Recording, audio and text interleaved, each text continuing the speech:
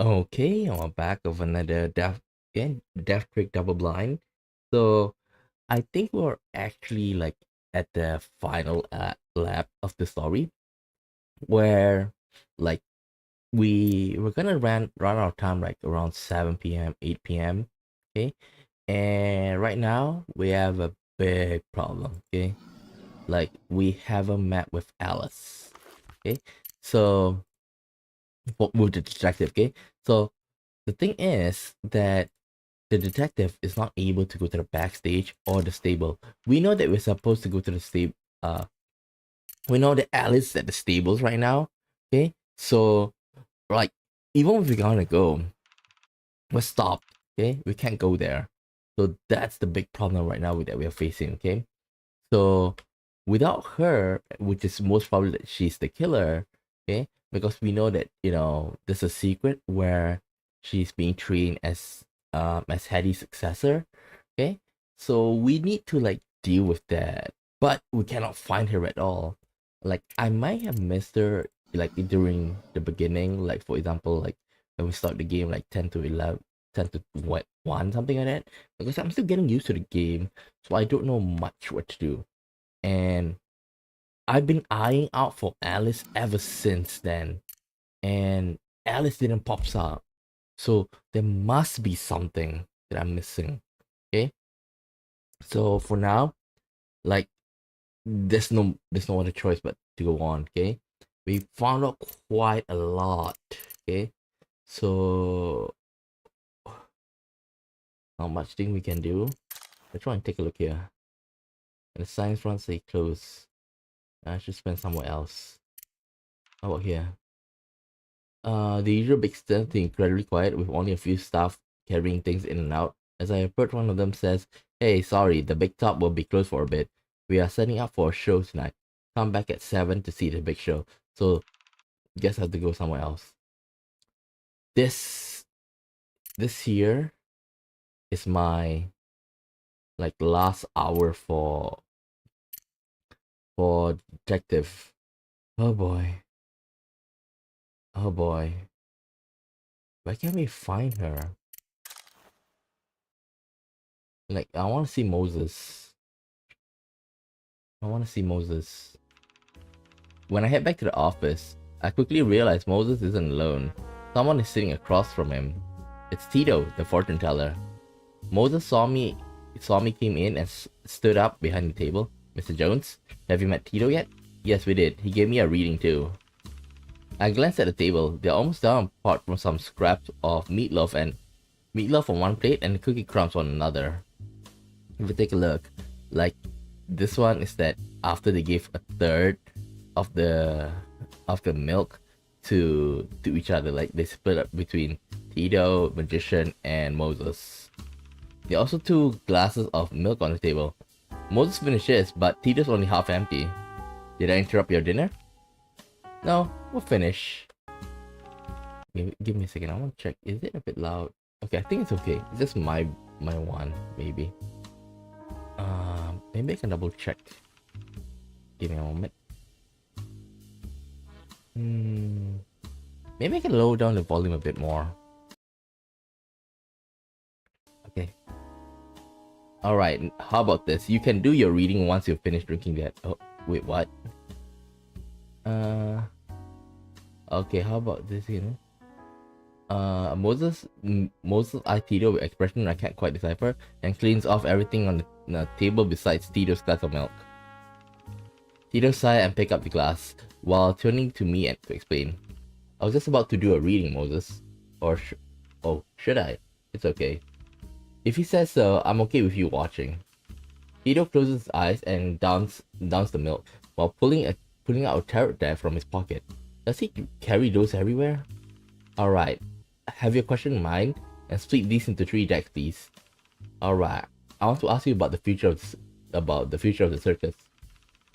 Moses apologizes with an apologetic look at me that says I'm humoring him, goes through the motions as instructed, but Tito looks completely serious, the most coldest look I've seen on a 10-year-old face.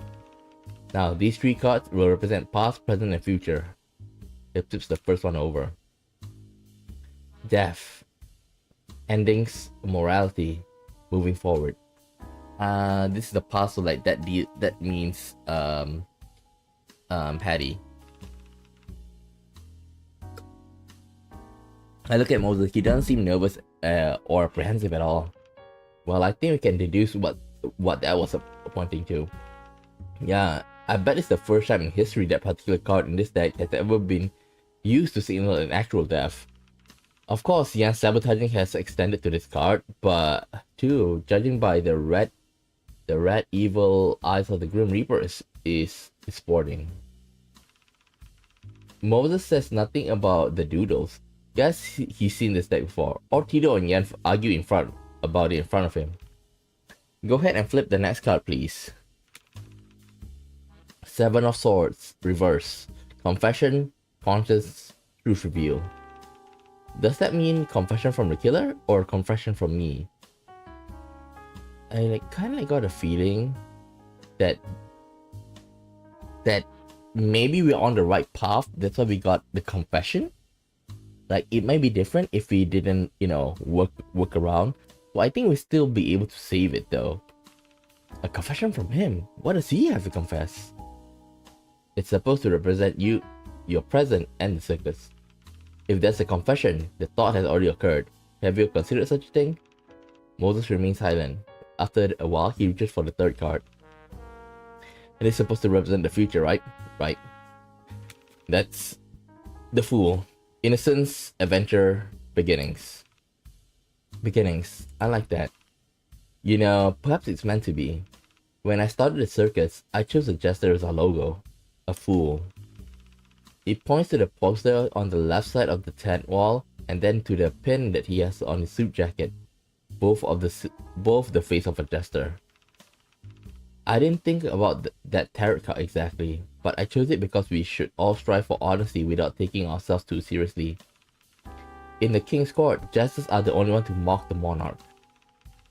A commoner in a costume can often shed light on the truths too hard for the aristocrat and royal advisor to say. The circus exists to entertain, therefore the jestership reminds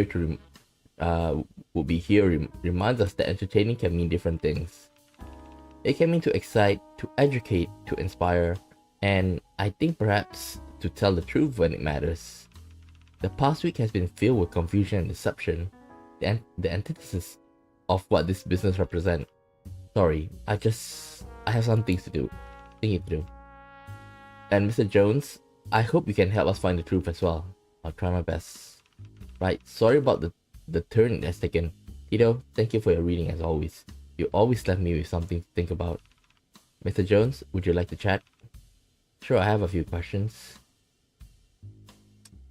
Okay, what did he say about himself?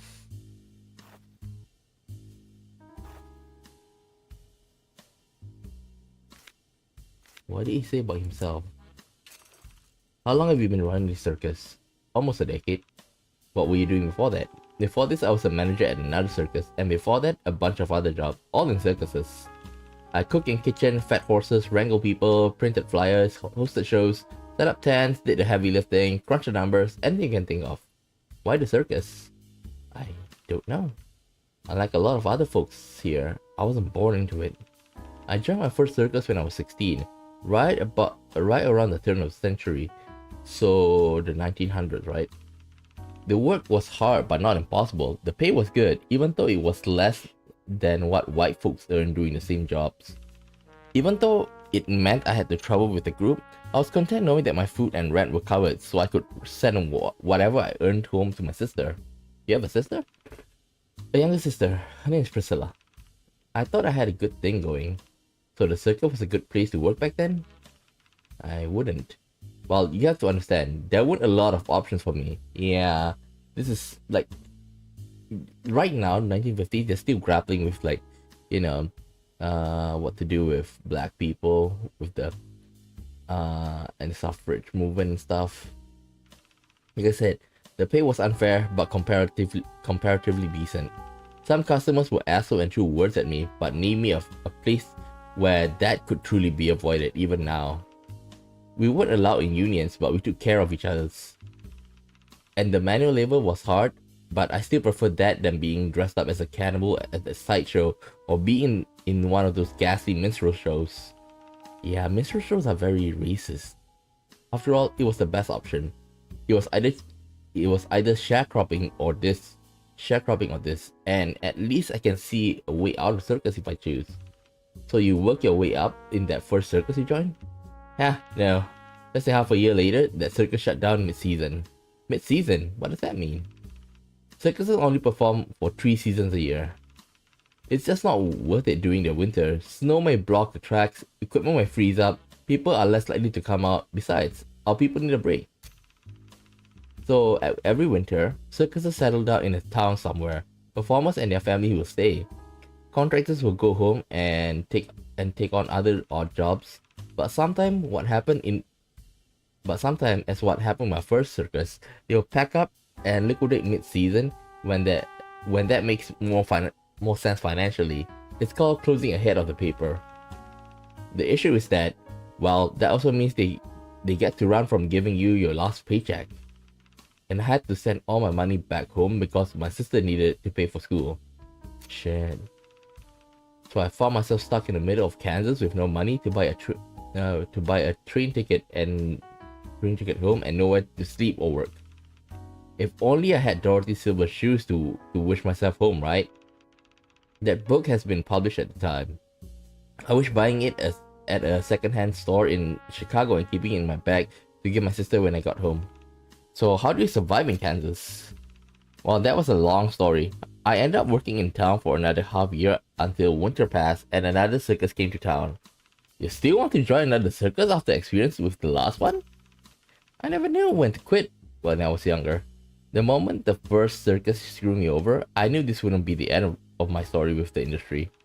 Mr. Jones, sometimes I think each and every one of us is born to pick a fight. Yours is with mysteries and crimes, and mine is with this whole goddamn circus business. Look at how far I've come. I guess I can say I won. Yeah, that is true.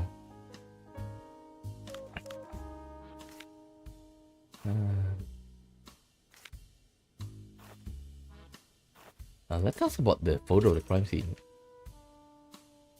He probably doesn't know. Wait, give me a second.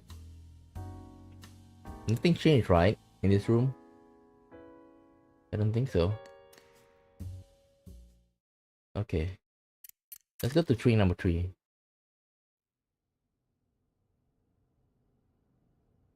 Is there anything that changed?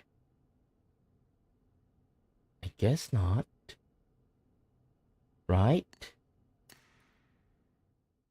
Yeah, I don't think so. We can go to the back seat, we can go to the stable. Okay, Chip, what's up?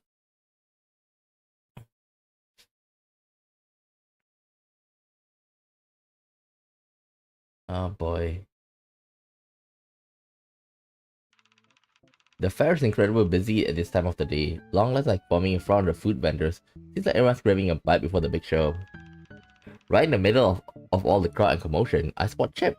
It's pretty easy because of his outfit and his hat. He looks like he's standing in line for the corn dogs, entertaining everyone around him while he waits. Feeling my eyes on him, he turns and smiles. Oh hi! Oh hi, come here. Sorry everyone, this is my friend Mr. Jones. I promise he's not cutting in line, but we just have some business to discuss. So you gotta excuse me. Oh, it's my turn? 2 corn dogs and a large fry 2 corners and a large fry, please, and thank you. After the crowd reluctantly disperses, Chip grabs his treats. He comes over to me and hands me a corn dog. Here. Oh, come on, I can tell you're hungry just by that look on your face. He can see me hesitate, so he shakes the sticks in his hand and pushes it in front of my face. Come on, take one. We'll eat what and talk. I accept. Chip takes a big bite out of his. He uses his free hand to open the bag of fries, shares them with me. Yummy. Is this your dinner? Don't people who work here have catering? Of course we do. I'm just skipping it in favor of the lovely corn dogs. A clown of the people. Besides, this way I won't have to go back to my train. Why don't you want to go back to your train? I just don't want to see my roommate's smug face today. You might act alright. You know we live together. But how do you know your roommate will be there? I don't know. Maybe he's thinking the same thing and he's out dodging me. Well, he was at the backstage last time I checked. You don't like each other, but it seems like you have a lot in common. What? Take that back. We are nothing alike. The only thing we have in common is how much we don't like each other. That was just... What did Sun Tzu say? Know thy enemy? He could be dodging me too, but I'm not gonna risk it. Besides, this way, I get to have corn dogs, one of mankind's greatest inventions. He swallows the last of the corn dog and turns his focus to the fries. His focus to the fries. Do you want any more of these? Of those? Oh no, I'm good. You can have them. Wait, you've read Sun Tzu? Yeah, alright, watch this. He opens his... It's kind of weird though. Like, I do know that Sun Tzu is like very famous and all. By the 1950s. But then he is like a son of a rich family. So he probably got the book or something. He opens his mouth wide, pours the rest of the bag down his mouth, demolishing them in a second. Some of the spectators, I didn't realize, were people still watching. Applaud. Chip gulps down the fries and bows to them in acknowledgement. And then he leans in to whisper to me. Anyway, what about you? How are you doing? How about me? We're departing Tulgi tonight in just a few hours. You aren't following us to another city, are you? Well, it's kinda useless if you follow. Of course not. Then your clock is ticking. Tick tock, tick tock. Your reputation as a detective is under threat if you don't manage to solve this case. To be honest, my big motivator is the check. Oh, that too. Anyway, if there is anything I can help with, let me know. I do have a few questions.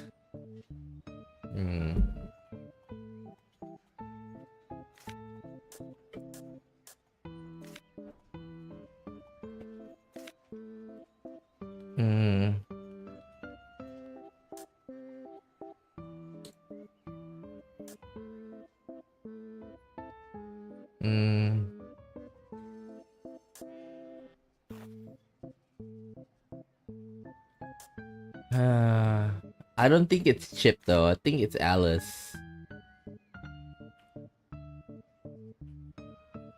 I don't think I have anything to ask him though. But let's check around. Nah, we can leave.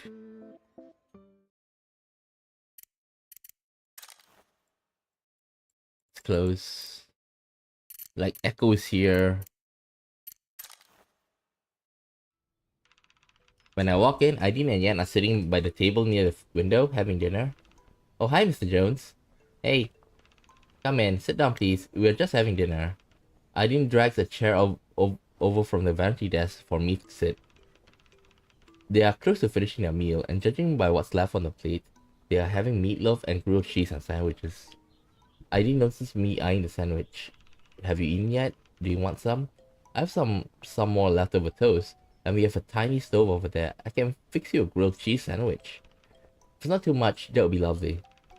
She finishes hers in one bite, and walks over to the small stove to prepare my modest meal. Dang, Aideen is so nice. So how's the investigation going? Caught in lies? I mean, besides the one you orchestrated? Hey, I didn't! Well, he laughs in acknowledgement, but doesn't seem repentant. You mean about where she was on Monday night? Yeah, as you eventually admitted, you were here alone. She wasn't actually with you. She was. Why the ambiguity? All right. What I don't understand is, why did you lie about it? You had a solid alibi regardless, and corroborating witness involved. I know you want to keep the thing between you. I don't get to continue because Aideen gave me a desperate look. I instinctively looked back at Yan, who had stood up from a chair. What does corroborate whatever mean? She was with Rolf? Hey, Yan. Yan ignores her and rushes in front of me, craning up and towards my face. Was she? She was? I mean, Aideen sighed and walked over. Don't be hard, detective. Yes, I was. Yan, I didn't tell you. They both looked deathly serious. I'm serious too. Seriously confused. What does this have to do with anything? Why didn't Aideen tell Yan that what she was actually doing? And if they were making up a lie together? In fact, why didn't she tell Yan where she was on Monday night? Why would Yan be upset to know she was with Rolf? And why is she getting upset now? The room is quiet for a few moments, but I can see something brewing on Yan's face. It's like she herself didn't know how to react. After a moment, she starts screaming. Ah! She lifts her hand like she wants to hit something or someone, but she doesn't. Instead, she stomps out of the room. Wait! Yan slams the train door behind her. Aideen left in place speechless. She sighed. Oh, what was that? Okay, this is probably like, remember we talk to Aideen about Yan. Like, why is she like playing pranks, and it seems that she's just testing out the waters. I don't know. You don't know? Do you have a kid, Mr. Jones? I do not. And then you won't know what I'm talking about. But Yan is not. For all intents and purposes, she's my kid. Now and forever. Why doesn't she like you with Rolf? To be honest, I'm not entirely sure. My guess is kids with abandonment issue can get possessive. And that's why I didn't tell her about... Well, it's no use talking about that now. I'm sorry. I said I wasn't supposed to. I said something I wasn't supposed to, didn't I? I didn't know that she didn't know. It's fine. Well, sooner or later she will have to like talk about this. Sooner or later. Aren't you going after her? I think she needs some time. Can you please check on her to make sure that she's okay? Me? Yes, you. You were here. You started it, didn't you?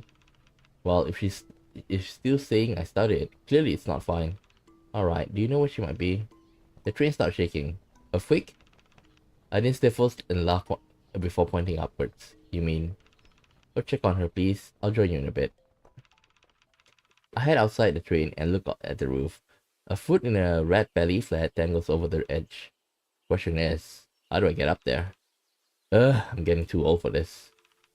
After I finally climb onto the train roof with some significant maneuvering, Yan's already looking a little less angry, probably due to my unintentional physical comedy act. She looks like she's about to cry. She sees me, comes up, and turns her back. Hi. Why are you here? Well, you're... She thought she needed some time. So she sent you? How are you gonna help? To be honest, I don't know. The only thing I know how to do is to ask questions. I don't like questions. Oh, sorry, but... Do you mind if asking what made you upset? Was it because Aideen was with Rolf? Or was it because she didn't tell you? She whips around her red-rimmed eyes, angrier than before. No, you don't get it. You don't get anything. She stomps on the ground, aka the ceiling of Aideen's room, and yells. Why are you here? I don't even know... I don't even know you. If she wants to know why, she stomps and can ask me. Okay? She can ask me herself. Oops, I screwed up that one. I screwed that one up. She really doesn't like questions. Her voice gets quieter and she whispers. It's not about any of that. Please don't cry, Anne. Just as I start to panic, Aideen's head finally pops out into the view and she sits down next to Yan. I'm sorry. I'm not sure if I should show myself out, but Aideen doesn't seem to want me to leave. Or maybe I actually want to stay. You were with him.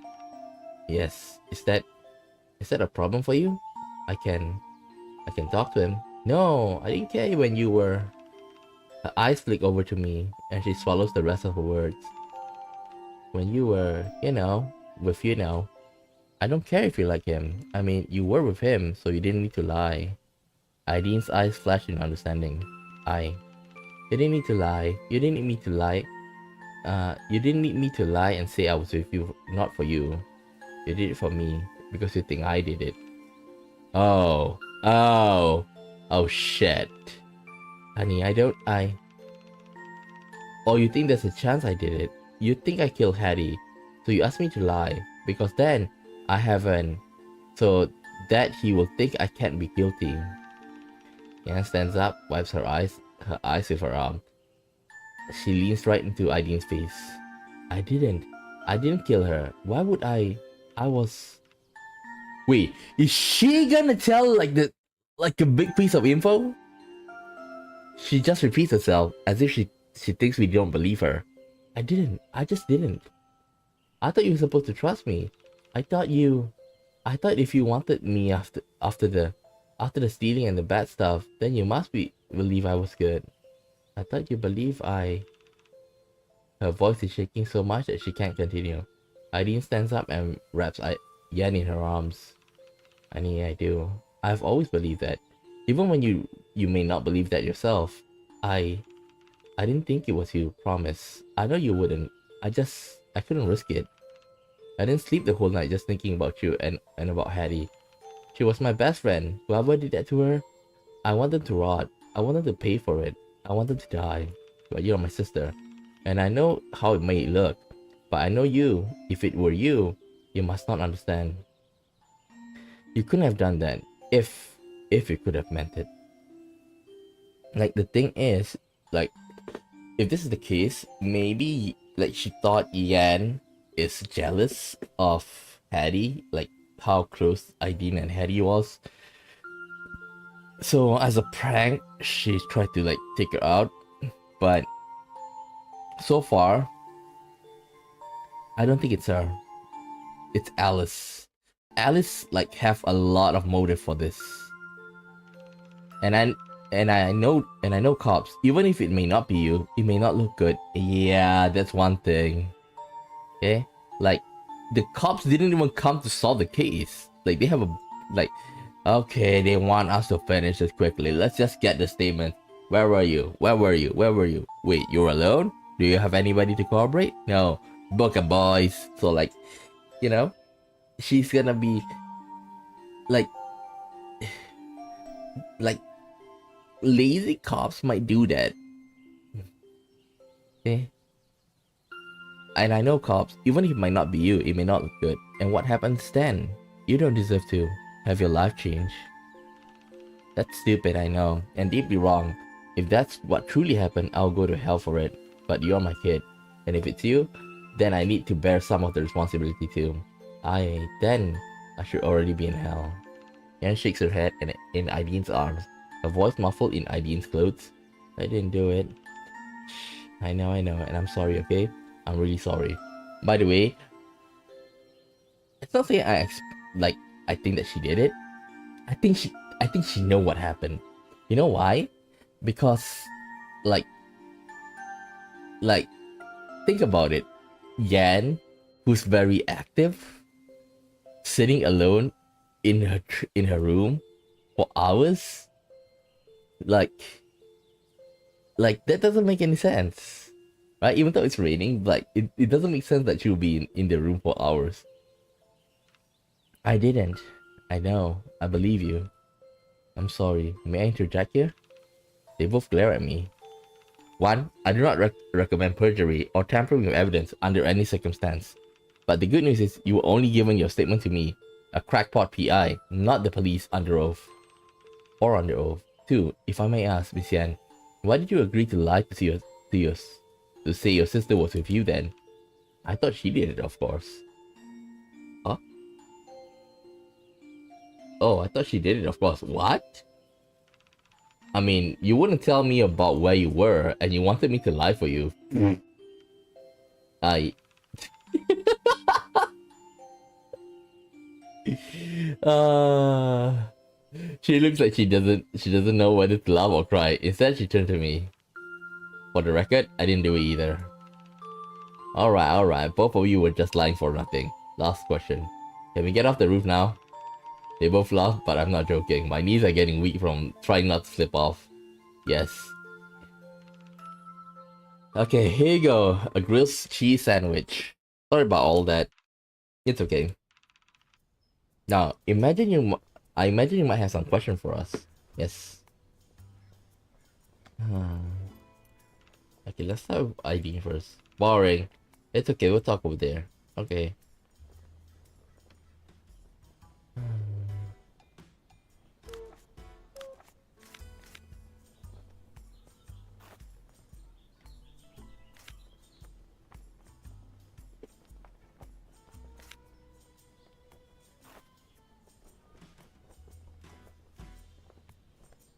There's nothing we can do though.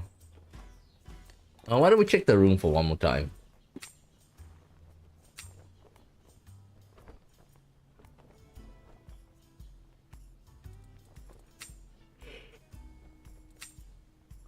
Shoes.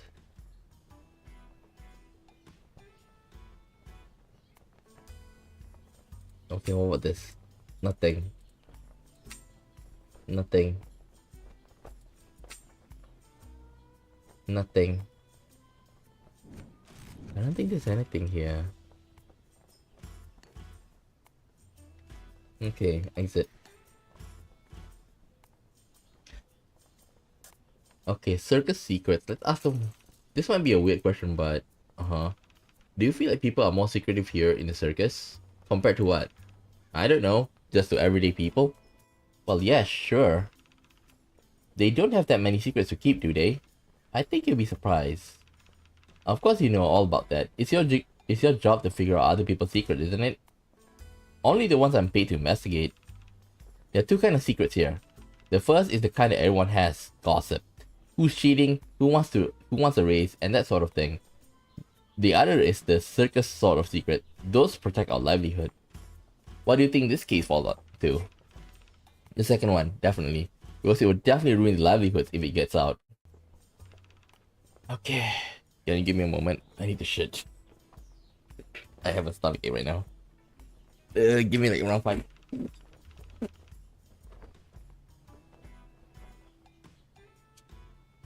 My stomach is killing me.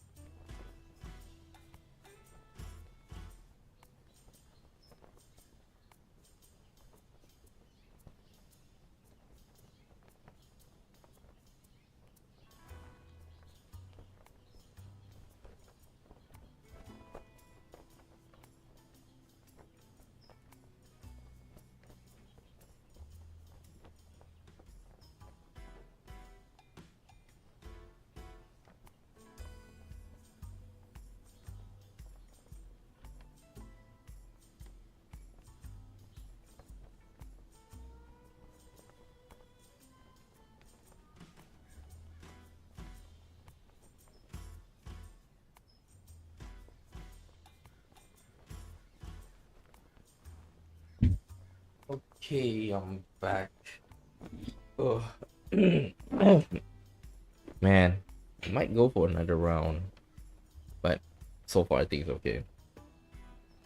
I tried to say that in the most offhanded way, but but she smiles like she knew exactly what I was doing. The thing is about keeping secret. It's the better you are, the more that will come your way. And I happen to be very good at it. Well played. I don't think there's anything else though. But I want to ask her about Yan. How did you and Yan, your sisters? Adopted, yes. I can tell. So did your parents adopt or no, I adopted her. Just as a sister. I don't think I'll be ready to be a full-fledged mother to a teenager yet. Maybe not ever. You adopted her. How did that happen? Well, her parents. It was 3 years ago. We were performing in San Francisco. I just finished my performance and laying alone in bed when I heard a loud metal clanging. The whole train car was practically shaking. Okay, I thought there was an earthquake when I opened the door. It turned out someone was running on my roof. Some kids were chasing her around and she ditched them by jumping on top of my train. I just watched this tiny thing flying over gaps and moving with a cat with moving like with flying over gaps and moving like a cat with wings. That was Yen. Yeah, she was only 10 years old back then. She saw me and hopped through my window and to hide in my room. I dealt with the kids chasing her. Why was he chasing her? It's a long time. I don't remember anymore. But we got to talking, and she told me that her parents aren't around.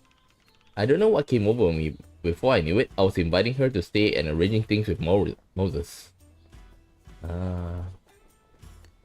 I want to hear her side of the story.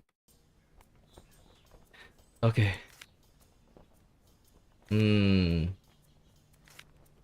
Let's ask about Aideen. So how did this sisterhood between you and Aideen happen? She caught me stealing money. She bites down the last two words and looks up at me challengingly. Hey, I'm not a cop. People always carry money in the circus, and there are lots of crowds. That's why I came here. So those kids, got their money stolen. Easy targets for pickpocketing. How did Aideen catching you stealing turn into you becoming sisters? She saw me doing it and made me give the stuff back. She told me to tell them to drop it, and then she said I can stay with her if I want. Oh, that was the kind thing for her to do. And she got Moses to agree to you staying? She said she'd pay for me. He said if I stay with her, it's okay, and he will pay me money if I work. What did you think about that? I don't think Aideen told him about the stealing though. Maybe she lied about it. I bet she had a sweet story about a poor little kid she found, and that made me feel bad. Is that what made you think they feel bad for you? Why else? It's not the money I can. It's not for the money I can steal, cause she doesn't let me do that anymore. Well, couldn't it be because they care about you? Whatever, you sound just like her. There's no way I'm gonna show him the photo of crime scene. Let's ask about the circus secret,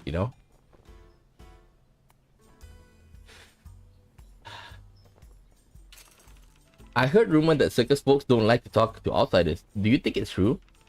I like talking to you. You're funny. Aw, thanks. Sometimes I don't like talking to people though. Why? Because it feels like they don't want to talk to us. What do you mean? They bought tickets just to come here and see you guys. But seeing us in the show is different than from talking to us. They come to see Rolf's animals too, but they don't talk to animals. She's very astute, in spite of perhaps because of her age, she don't know how to respond to the sentiment in her comparison. Because the animals don't talk, that would be silly. That's not what I meant, but you're funny. You know what? We're just gonna ask who's about the mysterious attacker. We're at the end, so might as well. What's the worst that could happen? I hope this doesn't lead to question about my competency. Someone hit you in the head and took your clothes? Yes, assault and robbery. Hilarious stuff. but you were a detective. That's like if a lifeguard drowned, or if a magician known for a knife throwing trick gets stabbed through her heart. Trust me, I very much like to question my past self too, because you don't even remember why. This is like one of Chip's fake stories. I'm very much regretting the choice to tell her this. Did you tell your mom someone hit you in the head? No, I'm sure she won't be happy to hear that. Let's hope she doesn't. That seems to remind her of something. Oh yeah, don't tell Aileen I dropped the pole. She's gonna get mad at you for that? She doesn't like it when I perform. Well, I'm sure she's concerned for your safety like any good sister would. She's a hippo. A hippo? She swallows fire every day. I just walk on the wire. You mean hypocrite. Someone who does one thing and says another. I said hippo. Hippo, hippo, hippo. Does she roll around in the mud and weigh 4,000 pounds? What? No! Well, then she's not a hippo. Wait, does that mean you did drop the pole on purpose? No. Are you telling the truth, or are you just saying that to give me the plausible deniability? She blows a raspberry at me. Okay, I think I know the answer to that one. Talking about the pole is that we saw her perform and she dropped the pole. Okay.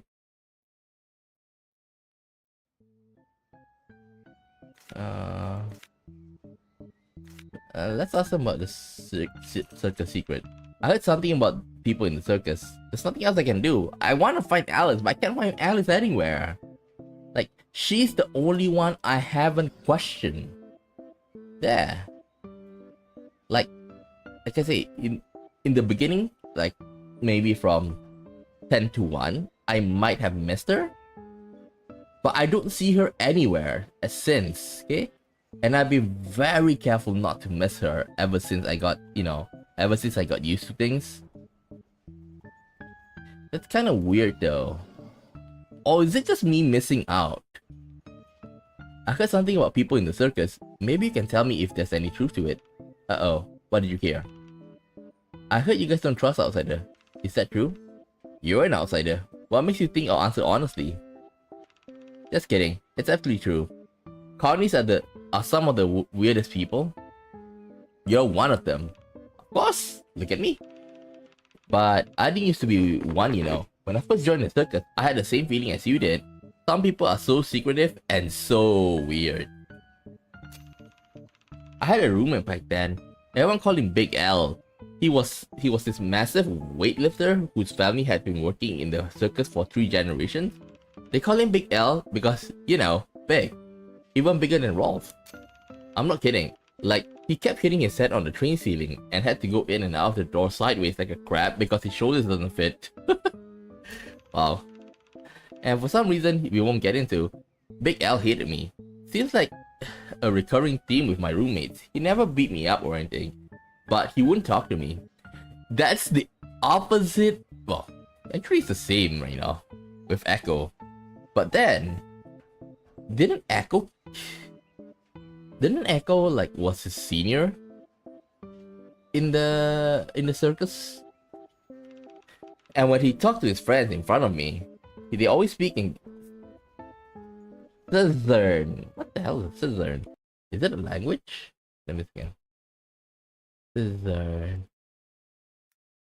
Southern. Carney, also known as Southern, is a special cant language term for private language. Okay, the purpose of a cant is to keep anyone outside outside the culture. That probably means you, pal, from knowing what's being said. Ah, okay. Okay. Southern, what's that? You didn't know?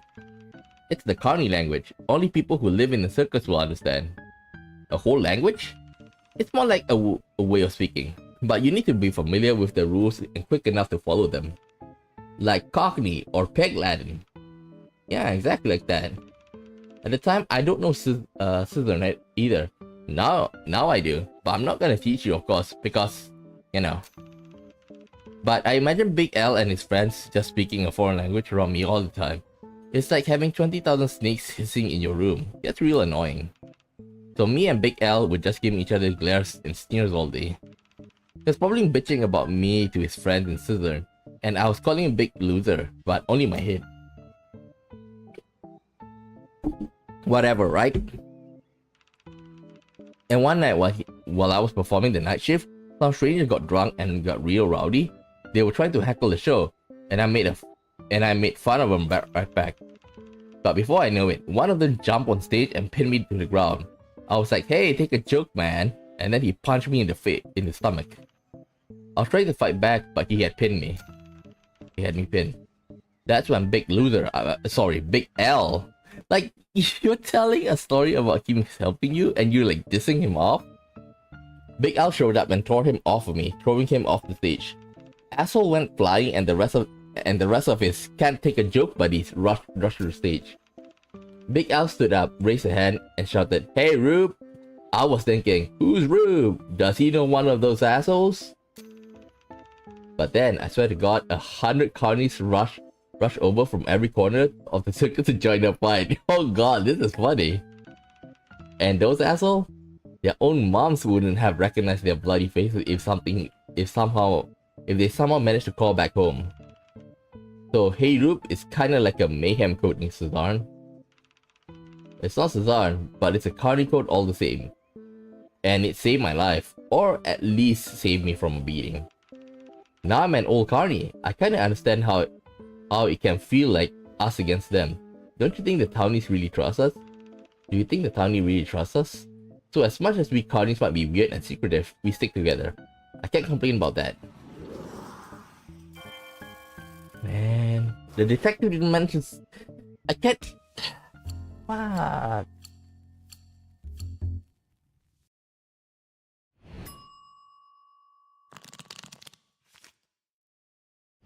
Okay. The big show is starting, and the big top becomes the brightest tent in the slowly darkening landscape. I can see the crowd drifting towards it from all avenues, like rivers joining the sea. The rest of the landscape becomes quiet and empty. It's the perfect time to have a clandestine meeting with the suspected murderer in the train car once belonging to the recently deceased victim. Faint sounds of the crowd and music of the big top begins to fade as I walk towards the train. I can now hear my heart beating in my chest and the blood flowing through my ears. I can hear the cogs turning my head. I can hear the bells of the destiny ringing. I approach the train. No sign of light. I can't tell if there's anyone or anything inside. This is it. The note said the door will be open. I try the handle and feel no resistance. One hand reaches for the gun on my thigh. I open the door carefully with the other. The room is dark. There's no one inside. What happened to I'll be waiting? Is this a trap somehow? What reason could they have? To kill me for my silence? To somehow coerce or bribe me? But what even make the killer think this will work anyway? Speaking of which, I'm not even totally sure that this was from the killer. I'm the one who you're looking for, who would write that if not the killer though. I can barely see, but I'm not sure if I should risk turning the light. Too easy to spot for both the writer of the note and for anyone that might pass by. I wait for a few minutes, but it looks like the sender is a no-show. What a waste of time. Well, at least I got into Hattie's train car. Maybe this was the sender's goal, that there's something here they want me to see, hence the elaborate ploy to get me inside. Like I say, I think this is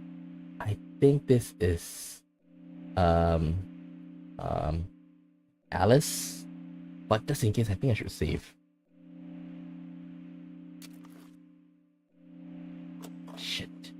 As my eyes start to adjusting to the darkness, I begin looking around to see if I can spot anything interesting. I can't read in this light, but there's some newspaper clippings and maps on the wall.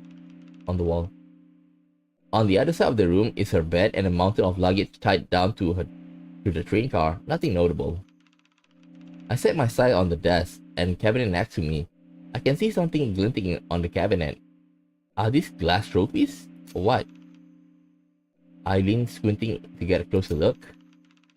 Magician of the Decade Award. Excellent excellence in performance from the American magician. Wait. This is weird. Isn't this the one that broke? Is it me or is it getting even darker in the room? Oh no. Before I managed to raise my gun or turn my head, the shadow behind me moved, bringing something down with incredible speed and force. Yup, I knew it. It's the mallet. Like they use the mallet to take out the detective as well. The last thing I see is the comical red and gold hammer coming straight from at my eye. And the last thing I hear as my body begins to fall is the sound of glass shattering, the trophy joining me up upon the floor. I never heard the door. This must have been hiding in the car this whole time. If only the light.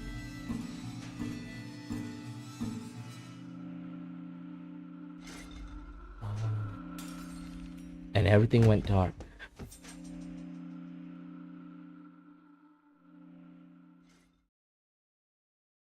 Yeah, I think it's Alice. I still see that mallet like at 6 p.m. though. The performance is starting and it seems like everyone in the circus will be busy. I have no one to talk to at this time. Aimless for the first time, aware of the clock ticking, I might as well make a way to the big top and watch the big show unfold for a bit. As I enter the room, the seats are already packed full of eager fans, and the spotlight and drum bars are announcing the start of the performance. Someone stepped out from behind the curtain. It's Chip, dressed in the ringmaster outfit, complete with the top hat and the cane.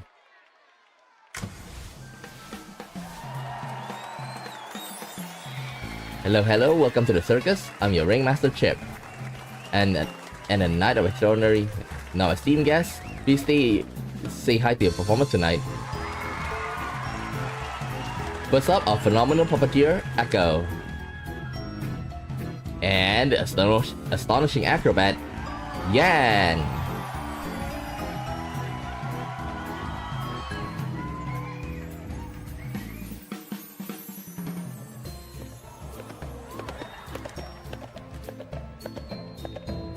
Uh-oh, do you hear the footsteps?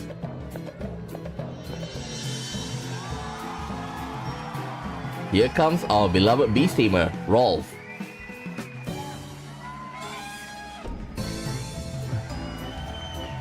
Uh-oh, who's there with the elephant? It's our fabulous fire dancer, Miss Ideen. Now, get ready for a journey to see the wonder of nature with these strange beasts from all over the world. And to witness unimaginable feats of human excellence. And perhaps something a little magical.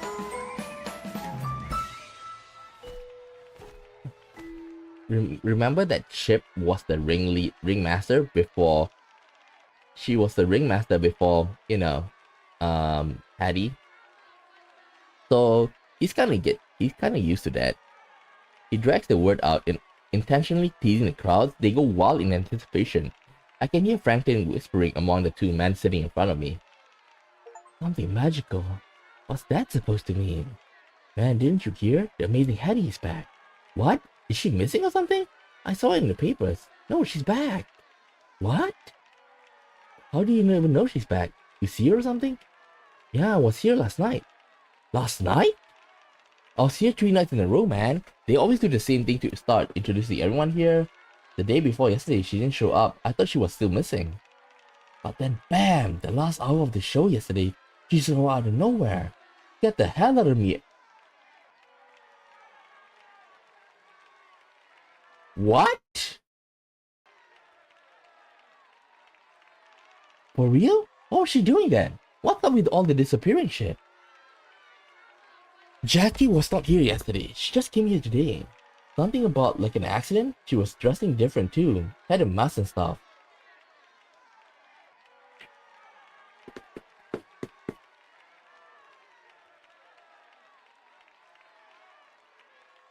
Wait.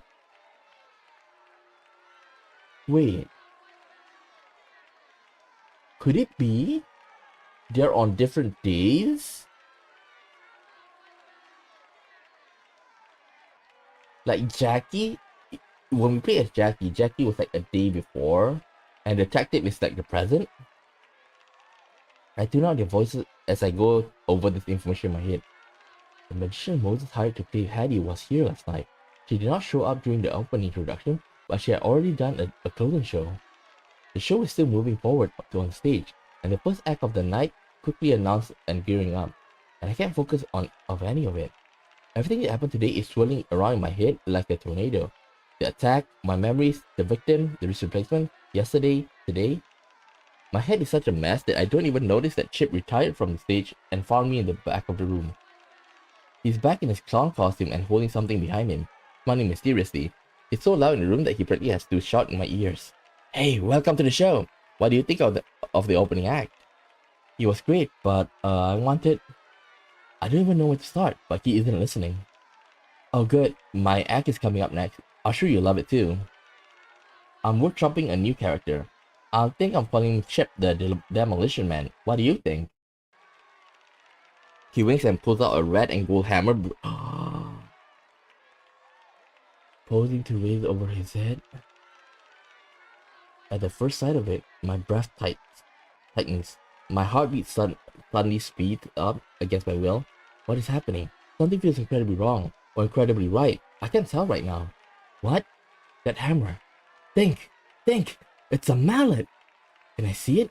Shh, of course! He walks closer with the hammer, still raised over his head, and oh no, I'm feeling dizzy. Hey, are you okay? What's happening here? Are you allergic to mallets? Just want to say one thing. I'm having a stomach ache again. I just went there like around 10 to 15 minutes ago. And now it's at the and now it's at the crucial point. Like seriously. Ah, give me a moment, okay? If not, I'm gonna like give me a moment. Really just a moment. I'll be back in less than 5. It really hurts. Give me 5 minutes. Give me a minute.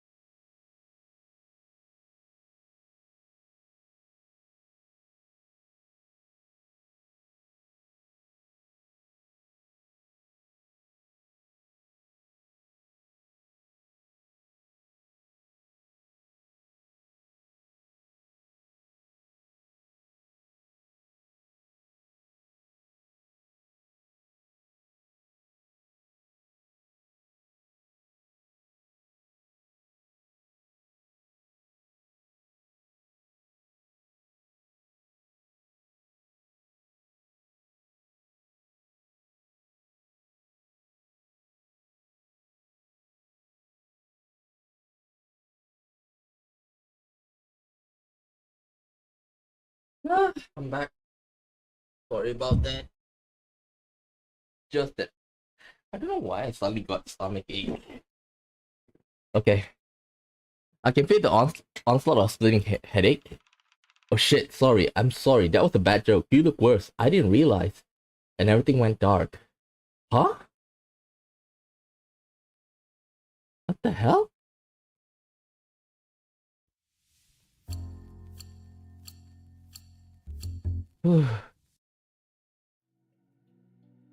Shit, what the hell is this?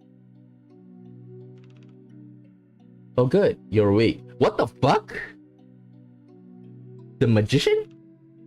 Where am I? Who are you? You don't know who I am, but I know you. You're the magician hired by Moses to replace Hattie, aren't you? Am I? What does that mean? Oh, my head hurts like hell, and it seems like I have once again woken up somewhere unfamiliar. This sure seems to happen to me a lot. What's the last thing you remember? It was 7 PM, the big show was about to open, and then Chip came over to show me something. A hammer, or a mallet. A hammer? I know the hammer. It was 7 PM for me too. Wait, is this like the shared unconscious that they are having right now? I was on the train. Someone was hiding in the shadows. Wait, if it's 7 PM, does that mean that there's two mallets? Could it be the same person? Did they get us here? The attacker pulled out a hammer. I fell. When I fell, I shattered the trophy. It was the day before. When I fell, I shattered the trophy, the blue one in the shape of the star. You broke the trophy? But something's not right.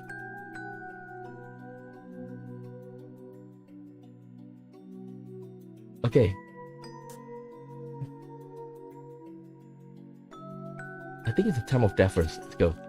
No, she said something about broken trophy right just now. Okay.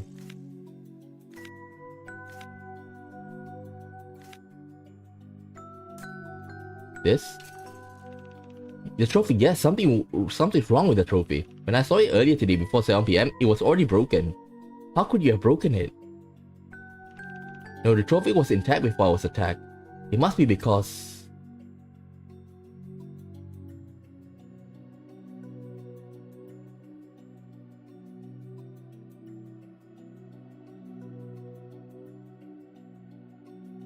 You had broken the trophy before I ever saw it.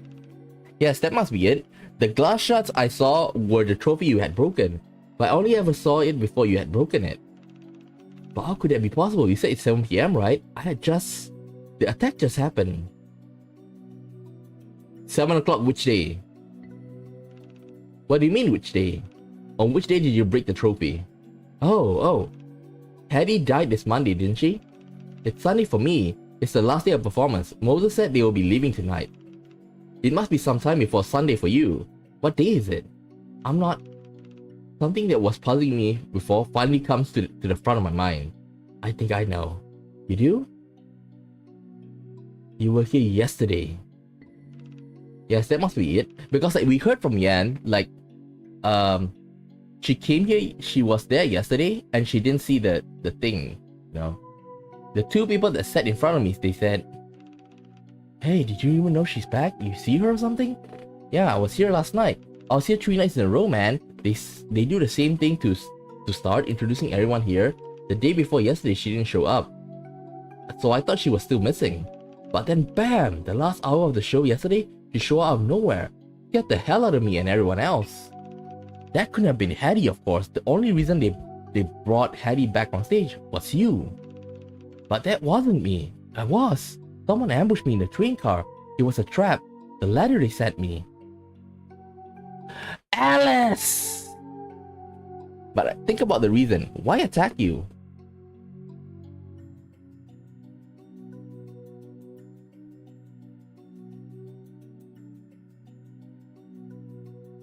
To take over my identity. To take over my identity because I had Hattie's costume. That's it. And you didn't just have Hattie's costume, you had the mask too. A perfect disguise. What do you mean? Outsiders who didn't know Hattie was dead will see you as Hattie. At the same time...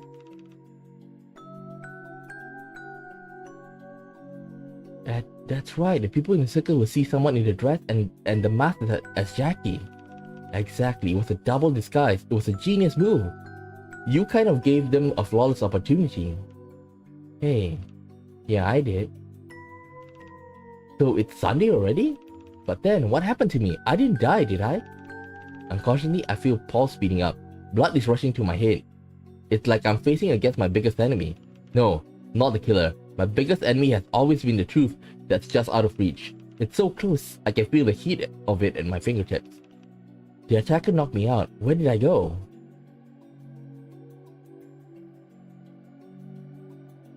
The train!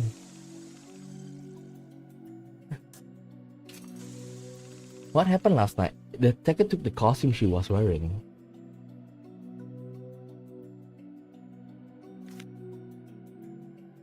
Mysterious attack. Yes, it all makes sense now. The attacker had the costume, so the clothes were taken off her back, and the impact of the trauma of the hammer on Mallet caused amnesia. The so-called mind reading. Why someone was so conveniently appeared when no one outside the circus was supposed to know about Hattie's death? Why Moses thought I was late.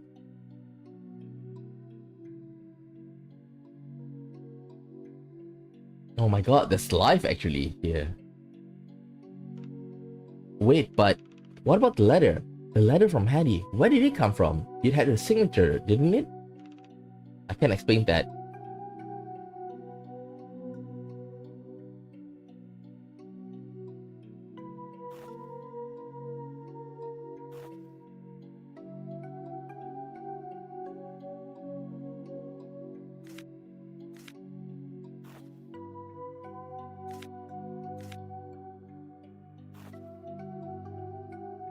Wait. It come from there.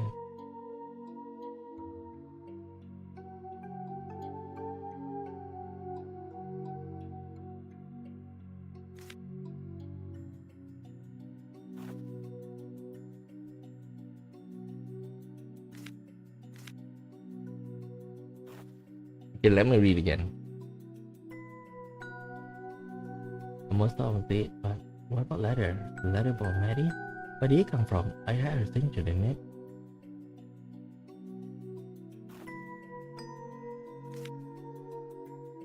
I think it's a trick reveal.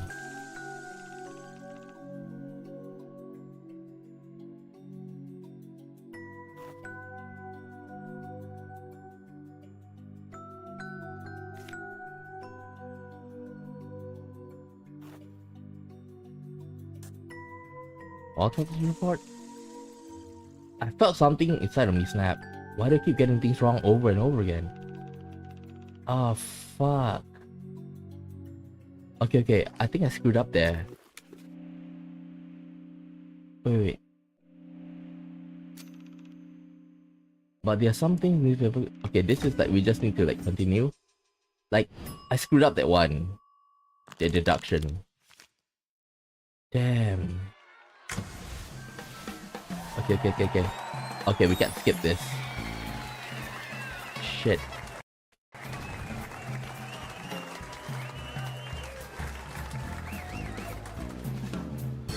Okay, let's watch it.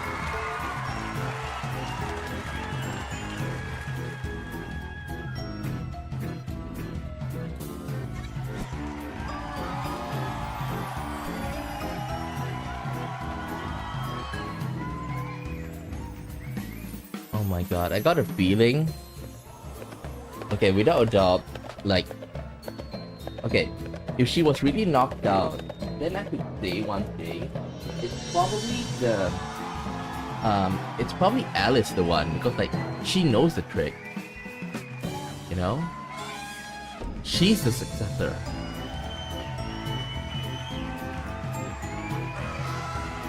Damn.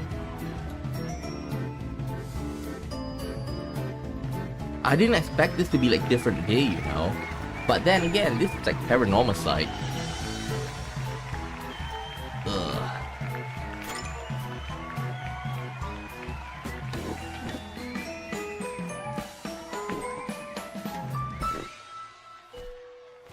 Shit. Okay, give me a second. Okay. Let's skip. I screwed up. Maybe I should save here. Okay, I need to save here. Okay. Trophy, right? You already seen the shattered trophy. Something wrong with the trophy. You broken it before I ever saw it. Which day? Saturday. To take over my identity. Okay, this is the problem I have.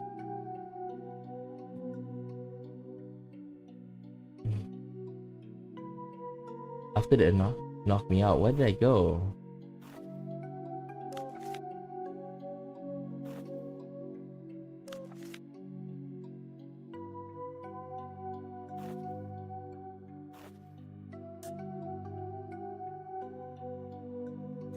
Where did she go, eh? The only place I can think of is the train. Where was Jackie today? Think about what would have been like.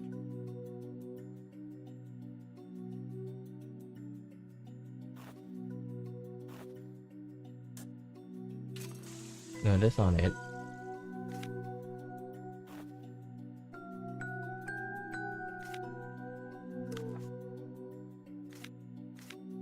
It's not contradict, it's to present. Autopsy report?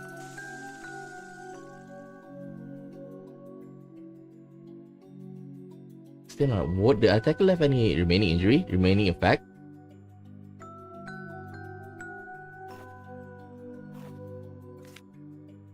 Mysterious attack? Ah, shit. Give me a second. I think I screwed up. Okay, so this one. Trophy. I want to make sure that I have enough.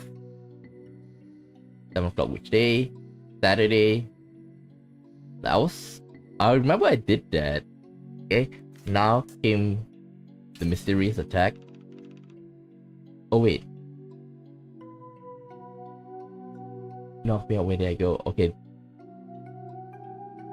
Okay. The impact or trauma from the hammer or mallet caused amnesia. The so-called mind reading. Why someone's community appeared. Okay, this is the one that I screwed up last time. The letter from Hattie, where did it come from? It had a signature, didn't it? I can explain that. Okay, maybe it's the nearsighted glasses. That's not right.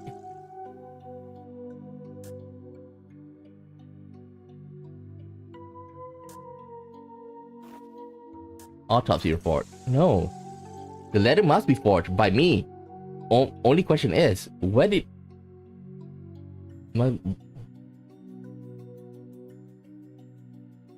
The letter must be forged by me. But question is, where did I get Hattie's signature?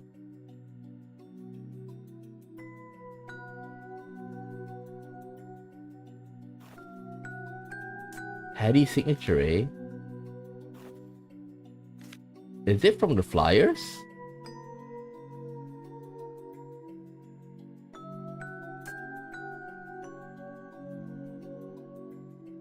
This might be forged by me. The question, where did I get Hattie's signature?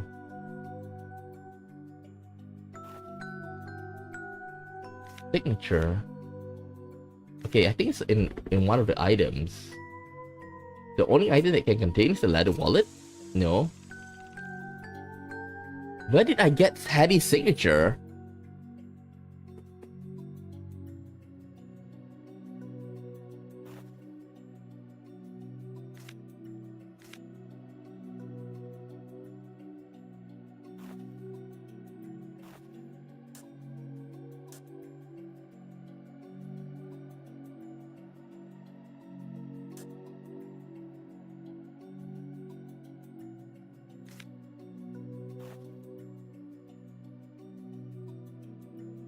Bobby pin? The letter must be forged by me, but question, where did I get Hattie's signature? The flyer? I found a signed flyer in my motel room.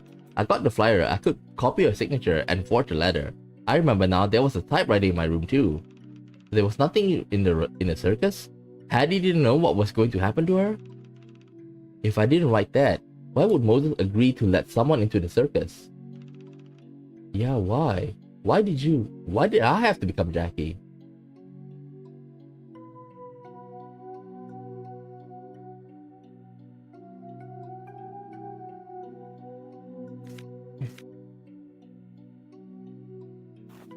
Knife throwing act? Ah, fuck! Okay. What is this one? Okay, this is the trophy. The trophy is simple. Broke it before I saw it. Which day? Saturday. Take my identity.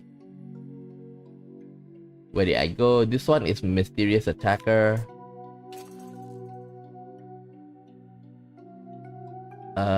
Okay, this one is the flyer. I always thought it was the flyer, but like, it didn't say here. I totally forgot about that. Why did I have to become Jackie?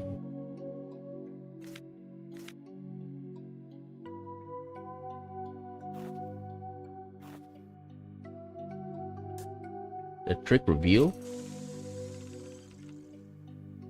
Necessary to dawn the skies. Circus secrets? Or the time of death? Wait. What's the difference between a detective and a magician? It's clear now. It's the difference between an outsider and one of their own. Circus secrets. Ruth must have told me the same thing about Connie's being guarded to outsiders. I could never resist a chance to go undercover to stir things up. It was a good plan, and of course, there were plans to reveal Jackie's identity eventually. Only I didn't see the attack coming. And the amnesia. So what now?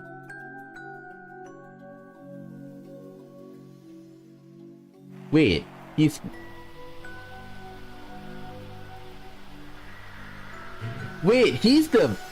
Jackie as well?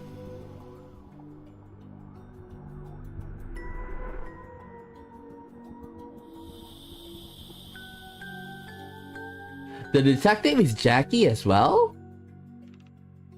She's not here. In a way, she is here, but she doesn't exist. I am Jackie!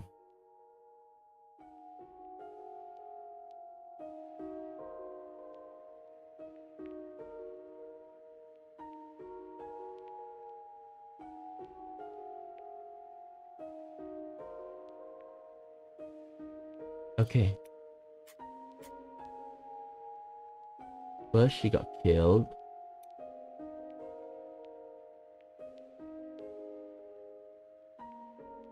God damn.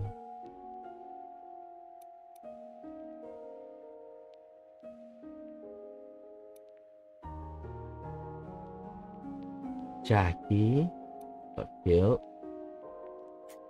Then you receive a call.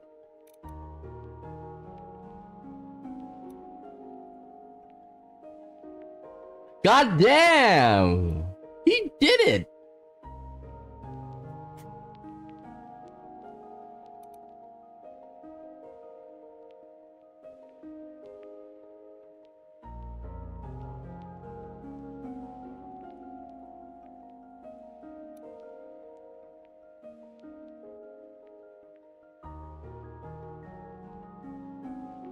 Okay. Got a call.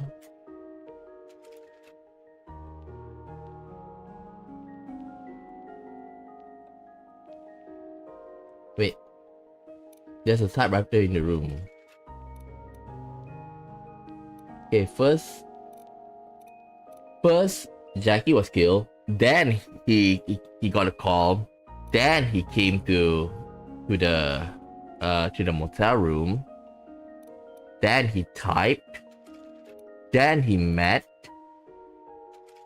Okay.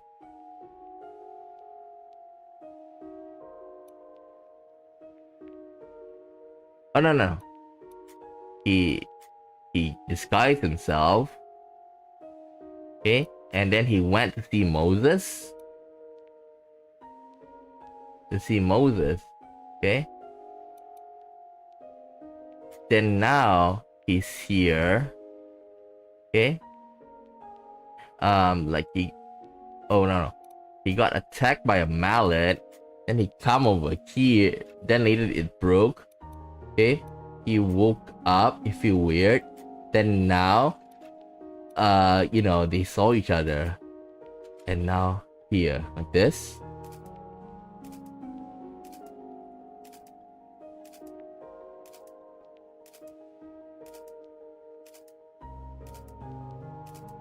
Yeah! Got it in one try.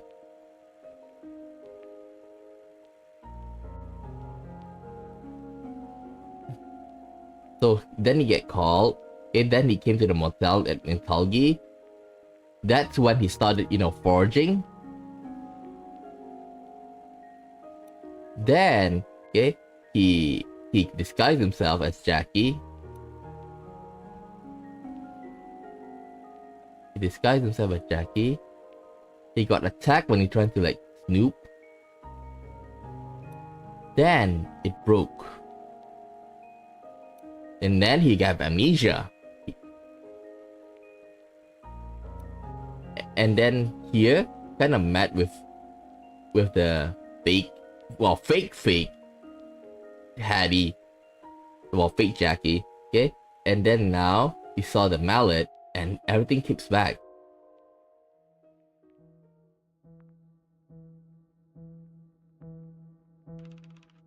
But if that was me, Jones, Jackie, all me, then who was the Hattie I saw at the Calliope? The same person that ambushed me. No. Oh, it must be the same person that ambushed me in the car. The clues are all in the costume. The Hattie I saw was wearing the costume that Jackie was wearing, including the boots and the mask. The boots were Alice's new adjustment, and the mask was mine. No way anyone would have just have a copy of those lying around. No, they were taken directly from me.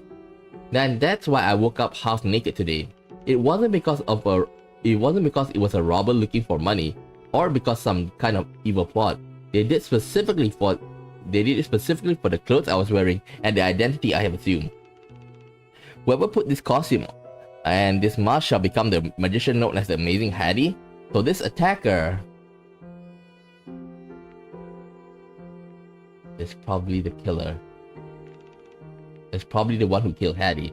I can't be completely sure yet, but all the signs point to the same perpetrator committing both crimes. I mean, the note itself even said, "Looking for me?" The logic works. As I told Moses earlier, if the killer had a reason to get Hattie out of the way, there will be the reason to strike against the replacement too. My vision is beginning to narrow. The image of my opponent is becoming clearer and clearer. I can see the shadows coming alive before my eyes. Who am I? I think it's time to come to a conclusion. To answer the last question. Who killed the Amazing Hattie? Alice. It's you, isn't it? Do you have anything to say for yourself? The shadow of Alice didn't speak. She doesn't even look at me. You are admitting it then. Why? Why do you think it was me? Why? You think you know everything?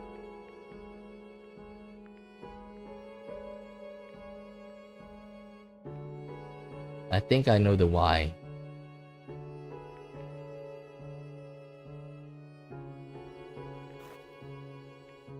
Oh, we're combining both of it. The successor. Hattie was planning to leave the circus, and you were the one who chose to take her place. And if I was the apprentice, and I'm not saying I am, what does that mean? Why does that mean I have a motive? I think counterintuitively, maybe you didn't want her to go. After all, you said it yourself, she was irreplaceable, right? No one can separate her from the circus, not Jackie, this strange magician that showed out of nowhere in her costume. Not you, her chosen successor. Which must be why you kept saying you were not ready. And perhaps not even herself. You think you understand me? You think you know what I was thinking?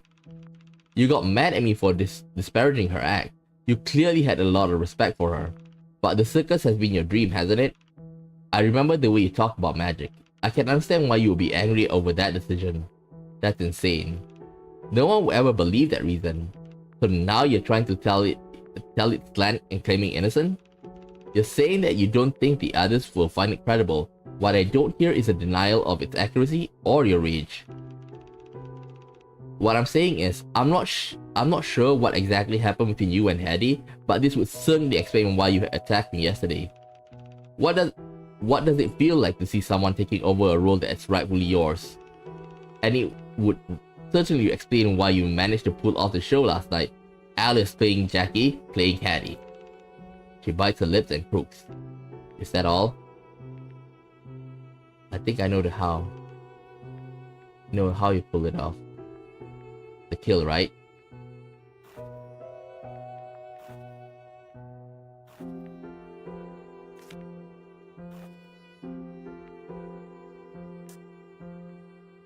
Wait, what happened to the gun anyway? Autopsy report. The murder weapon had been bugging me. If you go all through the trouble of luring her to the tent, tying her up, switching the weapon out with a throwing knife, why not just use the throwing knife? It tells me that this has probably occurred in the heat of the moment. You didn't have time to think all it through. Now, the autopsy said the original murder weapon could have been thicker, duller, narrower, or equal in width, and with a longer blade or hitless. You think I have something like that? I know you have something like that. I've seen it. She laughs a little maniacally. You have, haven't you? More actually, Jackie has. You used your scissors, didn't you? She didn't say a word. Knife? I thought it was actually like the fake one. The fake, the trick reveal. She bites her lips and croaks. Is that all? And I know the when. I think I know the when. You had the opportunity to do it. I never managed to get your testimony on it, but I think I pieced it together.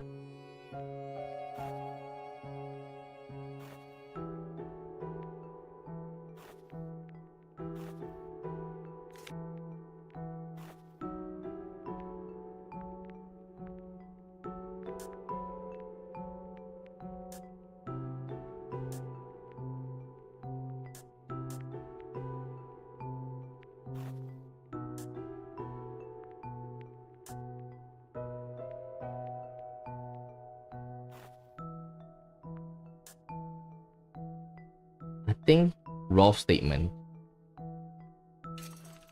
Ordinarily, Rolf said you were sleeping in the room behind the stables while he was working in front. That's right. And that's a pretty good alibi. Rolf would have seen you if you walk out of the room, right? But turns out, Rolf was lying. He didn't say in the stables. He left pretty early in the afternoon to take a walk with Ideen and didn't come back until right around 7. That left you with plenty of time to sneak out. Meet Hattie, kill her, come back, and all without anyone knowing. She bites her lips and croaks. Is that all? No, that's all. Are you done? No, I'm not done yet. Alibi, motive, modus operandi, that's only half of it. There are pieces to the puzzle. What more do you want? All I need is the story. What happened? Why did one thing lead to another? Let's start from the beginning. It's Monday afternoon. The circus arrived in Tolgi. You and the crew spent the whole morning setting up, getting the animals saddled, putting up the storage tent, move stuff inside. It's probably 2:30 when Moses tells everyone to break for the rest of the day. You go to the room at the back of the stable to rest, as you normally do. Rob sees you come in. He's busy with his horses. You tell him you're going to take your standard nap, and then 3:30 rolls around. Rolf leaves to walk with Ideen. Whether you anticipated what happening or not, you know no one will see you if you leave now, so you leave. You meet Hattie in the storage tent. You must have talked with her in advance, or you had a standing appointment so she knew to meet you there. You two were doing whatever you do during rehearsal, and then something happened. Like I said, the autopsy report said the throwing knife was not the original murder weapon, which tell me two things. One, that it's probably not premeditated, but rather that happened in the heat of the moment. But what could have happened? What could have happened that caused you to be this upset? The only thing I can think of is Hattie told you her plan to leave the circus. It's recent, significant, and personal. The kind of thing that might lead to an argument. You get angry, of course. She's irreplaceable. What is the circus going to do without her? It's a betrayal, plain and simple. Back to the point. The second thing it told me that you switched it out for a reason. Most likely because it was a telltale sign of your identity. That's why I guessed the scissors. Well, that and the fact that it matches every single description for the shape of the original murder weapon. Quite interesting, isn't it? She doesn't say a word. You can deny it all you want, but I bet my paycheck that any sort of test on your scissors will reveal a lot of blood stain. That's enough. I'll tell you when it's enough. There's another thing I didn't realize until just now. You see, when I first saw the photo, one thing seemed particularly interesting. Neither the room nor the state Hattie's dress show any sign of struggle. How did the killer tie her up without a fight? And I had three theories on how the killer did it. A. Hattie was tied to the board after her death. B. She was tied when she was unconscious. This one is not, because like we know that there's no drug in her system, so that didn't happen. And C. She was tied voluntarily. And C is the most likely. At the time, I thought A was most likely. The blood splatter lined up perfectly with her position. If she wasn't tied up to the board, she was stabbed. Why would she be standing in front of it with her arms out? But let's look at other options. She was tied when she was unconscious. Moses confirmed there was no visible head wound. Guess those are reserved for me. And the autopsy report rules out the drugs. C. She was tied up voluntarily, likely in some sort of final test for the knife throwing act. But then, thanks to the lovely mirror in the room at that angle, I figured out the board in the room wasn't the one you actually used for the trick, was it? There was no mechanism at the back. Hattie knew that, so it couldn't have been a practice. She would have known that that was nonsense. You see, I'm not a big fan of novels, especially detective novels. I am one. But I did read some of them, just to see what the fuss was all about. And I have to give this Doyle guy, his books were pretty good. One quote has stuck with me for years. Once you eliminate the impossible, whatever remains, no matter how improbable, must be the truth. Not B, not C, that leaves us A. If Hattie wasn't tied up, why would she leave her arms out like that? And why would you have a scissor on hand? Truthfully, I didn't figure it out until I got my memories back. Good hit, by the way, but then I remembered. I've seen it. I've done it. Measurements! Can I take some measurements? Can you stand with your back to the shelf over there? Hold your arms straight out to the sides. God damn! So here's my story. Tell me if I miss anything. She huffs. She made Hattie's costume when she first came to the circus. Now, unbeknownst to you, she's planning something big. Television. She's going to need new costume soon. So... Okay, she asked you to take her measurements again. But there's no wall in the tent, just like you asked me to stand against the shelf. You asked her to stand against the board with her arms out. That's when you began talking. Hattie tells you something that you really didn't want to hear. She finally tells you that she's going to leave the circus, and you behind. Something comes over you. You look at her. She's still standing there, nonchalantly, like it isn't a big deal. She's waiting for you to measure her and make her dress, just like you have done before. But it isn't just like before. You snap. You reach the scissors in your utility belt and strike. She never sees it coming. You try to scream. You cover her mouth with your hand. You try to stagger, but you hold her in place. That's when you realize, with the weapon in her pose, everyone is going to know it was you. Okay? You panic. Perhaps you know there's no other way to go, but you pull the scissors out. The blood sprays all over her chest, your clothes, the board. Within seconds, she loses consciousness. Her body starts to slump. The blood pattern left behind clearly shows she had her arms outstretched. You look at the board and almost laugh. It's too perfect. That pose would have been peculiar for anything except this knife throwing pop. All those shows you performed this act together without anyone knowing, without anyone seeing you, and you're going to get to hide behind this board one last time. The idea is perfect. You can't resist. You tie her arms to the board as she did to Aideen so many times before, and you retrieve a throwing knife. shouldn't be hard for the mechanic and stab it back into the wound where the scissors would be. She has long stopped breathing. You take in the room. No one ever knew you were meeting here. They were all in the dark. No one even knew you were her apprentice, and they will never will. Maybe you grab something to change into or to cover yourself. And then you leave the tent, toss your bloody clothing, wipe down the scissors, and carefully make your way back to the back of the stables. Just your luck, Rolf still isn't back yet. He and Aideen got trapped in the rain. And you wait, probably pretending to nap, until Echo shows up. Well, do I need to go on after this? Stop. Just stop. I knew that from the moment Jackie showed up that something was wrong. Oh, since you mentioned it? Of course, I showed up as Jackie, convinced Moses to let me pretend to be Hattie. Of course I didn't realize, at that point, he thought I was the apprentice Hattie spoke of. Ah, and you didn't know I had a bogus letter. Otherwise, you have been able to tell much sooner, because you knew there was nothing going on in the circus, and that Hattie couldn't have known about her fate. But it still threw a wrench in your plan. Now, you have a decision to make. Do you do nothing? Watch some stupid stranger parade around in your beloved circus and then take place of your beloved mentor who you murdered?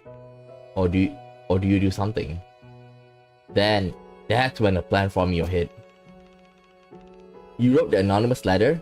Like, another thing that already kinda tell me it's her.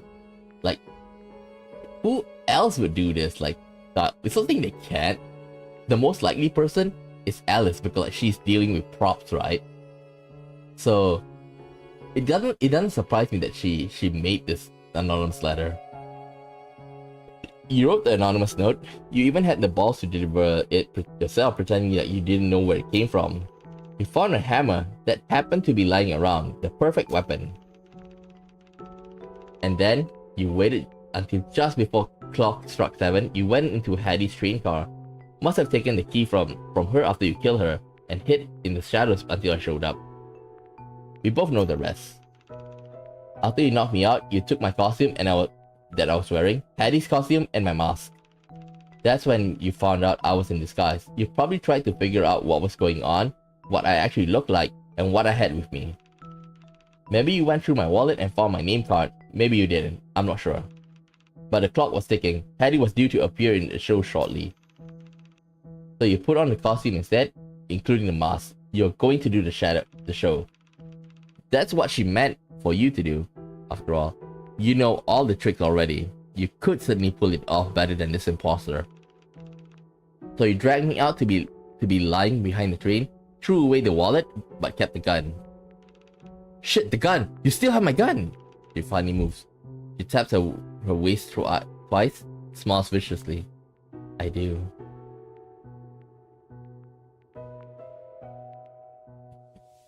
Shit.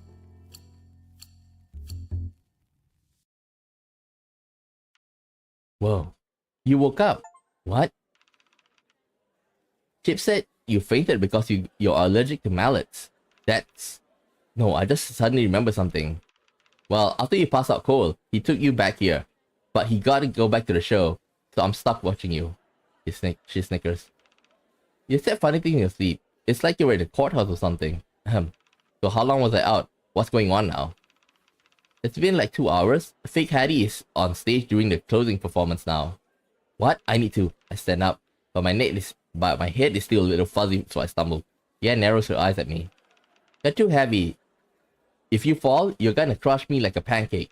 So don't do that, or I'm gonna dodge you and let you hit the ground. I'm fine. If you say so. I need to. I don't know how to put it, so I gesture towards where the noise is coming from. Wow, didn't know you wanted to see the show that much. Shouldn't have fainted. You missed almost everything. Well, I better not miss this. Fine, I'll take you. This way. You gonna come out from the back, or you end up right on stage. Alright. The big top is as wait. Yan is being so maybe she recognized the voice? But I bet he probably make his, he used a fake voice when talking to the rest. The big top is as crowded as it was at the start of the show. Everyone is enamored with the performance, craning their neck to get a better look at performance. Right in the middle of the spotlight is her, dressed in Hattie's costume, donning the mask and the wig I wore yesterday. She bows to the crowd, they shower her in a sea of thunderous applause and cheers. The performance is almost over. It seems like I'm a step behind, but I'm not too late, not yet. And a step forward, then two, I began to walk towards the stage. Amidst the celebration, I can see her calm eyes staring back at me as I approach. She knows that I know. She knows that why I'm here. And we both know more than one show is coming to an end. Hey, where are you? I don't respond, and just keep walking past the front row. Some familiar faces standing near the ring seem to realize something is up. Mister? Is that... What is he doing? I think he found who he's been looking for. You mean the... How can it be? I'm now standing just outside the ring, in front of the crowd, face to face with her. The crowd starts whispering frantically. They are clueless. In the middle of the commotion, she moves. Her hand reaches down her waist in a flash. I know what she's doing. Time slows down. 1. It's loud, but I can almost hear the rustling of her dress in a familiar sound of metal. 2. I can feel someone surging forward from the front seat as if trying to pull me away. 3. She aims. Do not move. I do not move.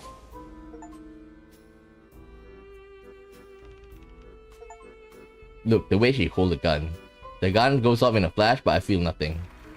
Instead of a bullet, confetti explodes into the air like a shimmering snow flurry. The crowd cheers. I let out a quiet breath. He raises the pistol in the air, gestures that it was either a celebration or surrender, perhaps both. She bows to the crowd again, then approaches me with purpose. I'll see you outside.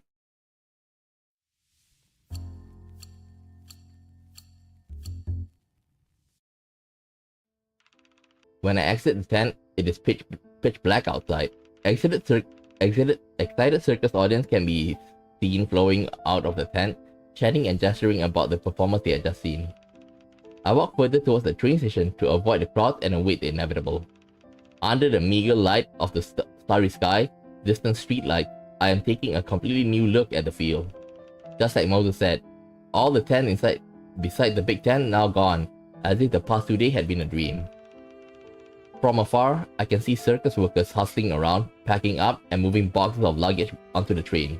No matter how the big show went, they will be in a new city by dawn tomorrow, starting a whole new cycle of performances. I'm lost in thought until I hear soft footsteps behind me.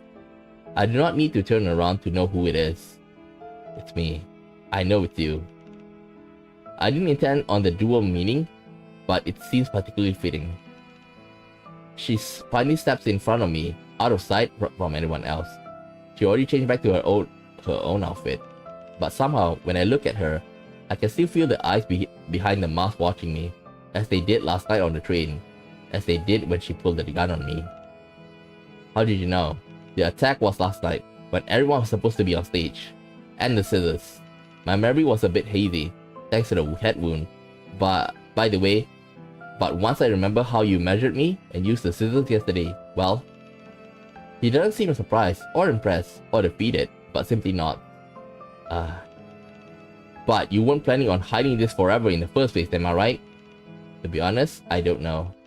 We were both quiet for a moment. We watched people shuffle around in the distance. Can I ask you something? Imagine you had a lot of questions. I think I pieced most of it together already. But there's one thing I'd like to hear from you. Why? I don't believe you planned this. Things just got out of control. But why? What really made you break? Did Hattie tell you she was leaving? You know, most apprentices would appreciate their mentor stepping aside and allowing them to take over. She looks away and ignores my question. When I was younger, long before I ran away to the circus, I lived with my parents. My father was a self-absorbed artist who was angry at everything, including me and my mom. And my mother, she always tried her best. She never disagreed, never cried, never fought back when she was supposed to take a hit. Never stayed on the ground when she had the energy to stand up. She baked me sugar cookies when she could, read me bedtime stories, took me to the circus when they were in town. She used to draw things for me too, never on a canvas, but on my bedroom ceiling. On the inside of my jacket, on or my socks. I never really loved him, but I love her. And I never hated him back, but I hated her when she left. She shakes her head. I know that makes no sense, but he just was that man. I never knew him but to be anything else. It's just like being poor or being a girl. There's nothing you can do about it. But her, I thought she cared. That's unfair, isn't it? I thought she wouldn't have left if he wasn't who she was. But I'm broken that way. I have always hated good people who abandoned me, far more than I hated bad people who stayed. If it were me, I'd probably feel the same. You can't imagine what running away and finding a home here meant to me. I changed my name too, because I didn't want the name they gave me anymore. The circus has become my new family, and I was in Wonderland, just like Alice. Tell them I'm really sorry. I hurt everyone. I know I did. You can tell them yourself. I will. I don't know what came over me. I'm sure people say that to you all the time, but I still remember it. I've been seeing it in my head all week. I was excited when she said she wanted to teach me magic. I thought I would finally get to be part of this. She had been teaching me for months, every gesture, every little trick. She said I'll make a great partner. She told me to meet her on Monday to bring my kit. She said she had a great news for me. I thought she wanted me to make her a new costume since her last one was pretty old. And as I was measuring, she started telling me about her great news. She did want me to make her a new costume for a TV show. What's even better, she said, was that I could take over her job. It was a big opportunity, but I'm sure you can handle it. You're super talented. Don't you ever doubt that. Why else would I choose you in the first place? And it all clicked into place. She used me. She planned all of this, pretended like she really cared, so she wouldn't leave the circus behind without a magician. Because that would be unprofessional. The morning of the day my mom left, my father was in a great mood, and he was never in a great mood. So my mom asked him to take me out to town. Before we left, she took me aside and asked if I would try to keep him away for longer, because she was trying to prepare a surprise. Turns out she just needed more time to pack up and run away. I'm sorry. Sure. I'm sure it was difficult, but she shouldn't have. No, don't say that. She probably should. Hattie too. I know you're wondering, did Hattie really plan all that, or am I just seeing shadows where the light isn't? But it doesn't matter now. She's dead, and I killed her. She did nothing wrong. In fact, if I wasn't the way I am, her great news probably would have been great. I don't know what to say. I had reasons, reprimands, consolation, but she had already said all of them for me. Can I ask you a question? Sure. When I pulled the trigger, why didn't you duck? Because I knew you wouldn't. Well, at least not in a show like that. The circus is your dream, right? It's magic. You might wanted to kill me under the right circumstances, but I knew you wouldn't ruin everyone's memory of a great show like that. She pauses. She stays motionless, but I can see her lashes flickering slightly. After a few quiet moments, she swallows and chokes out a few words. Thank you for letting me end the show like that. You didn't have to do that. She wipes her eyes harshly, straightens her shoulders, and looks around. The reason why I didn't duck just now is that I know that, the reason I know that, the reason I know that, that she wouldn't shoot is because, she didn't kill her on purpose. She was, angry, and she cannot control her emotions. And, given the time, she had already accepted it, that she killed Hattie. Okay? So that's why, going up in front of the stage, she was too afraid to, I don't think she got the aim to shoot it, properly. She wipes her eyes harshly, straightens her shoulders, and looks around. For the first time, this young woman, the killer I've been chasing and contending for days, appears lost. So what happens now? I'll talk to Moses. He'll probably call the police, if he hasn't already. He nods. Okay. He repeats himself numbly. Okay, I'll go with you.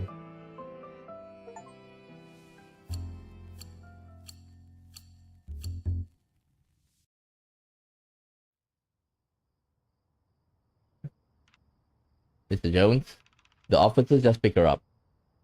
I was told she will stay in the custody until she gets charged. I nod. I have to thank you for your patience and for your assistance with everything. Just doing my job. Which include dressing up as a woman and applying for the magician job? Finally figured that out, didn't you? By the way, she told me to return this to you. She slid the silver handgun across the table. Oh, thanks, I almost forgot. So this is really yours. It was really you I was talking to yesterday.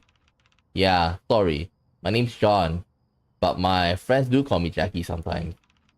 I will say, I never have imagined, but you certainly pulled it off. I pick up a thing or two from my friends who work as a female impersonator in Tenderloin.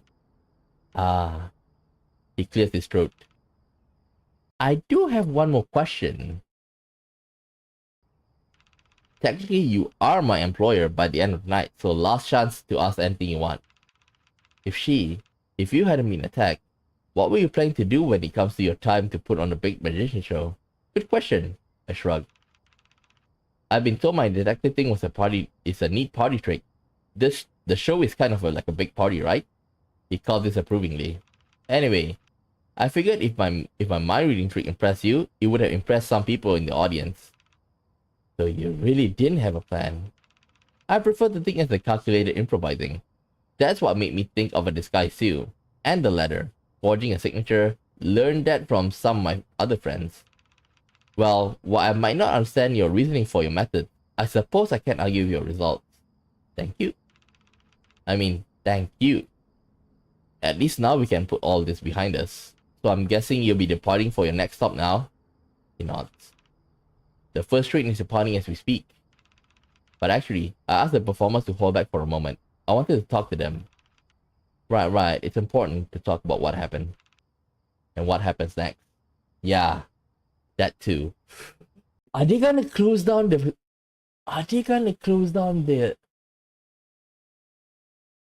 Ah, fuck. That too. I concurred, then looked at him awkwardly. We covered everything we could possibly talk about. So I guess my work here is done. I'll leave you to it. Wait. If you don't mind, I actually wanted to ask you to stay for this. You know, there's one more thing, kind of gave it away, is that if you remember that when Axel, right, we told him about the eclectic, the elective mutism, that sounds a bit too scientific for, too fact-based for a magician to know. If you don't mind, I really wanted to ask you to stay for this. Oh, of course. Are you sure? Oh, yes, I hope so. After all, you were a member of our crew too, for a day. Well then, of course. Good. Thank you, Mr. Jones. John. You'll have to take down this tent soon, so come with me. We'll meet the rest of the crew over by the field. Okay. It's not completely dark outside, save for the warm lights of the train station. All's quiet. The chill autumn wind carries over the faint sounds of cicadas buzzing.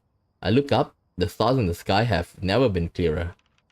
I rush a few steps to catch up with Moses, who's been walking in long strides uncharacteristic of someone his age. The rest of the group is already waiting for him. They look a little surprised to see me there too, but no one comments. Sorry we are late. Don't worry about it. I'm sure you had plenty to deal with. Right. I can see him steel his nerve, face the group with determination.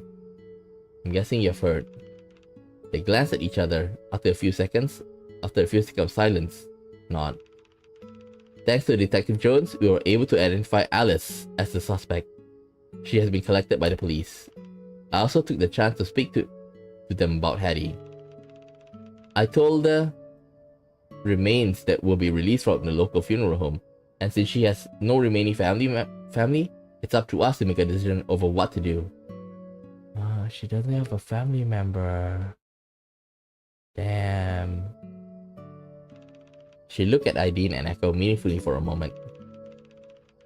If anyone has an opinion on what she might have wanted, you can come speak to me about it in the next few days.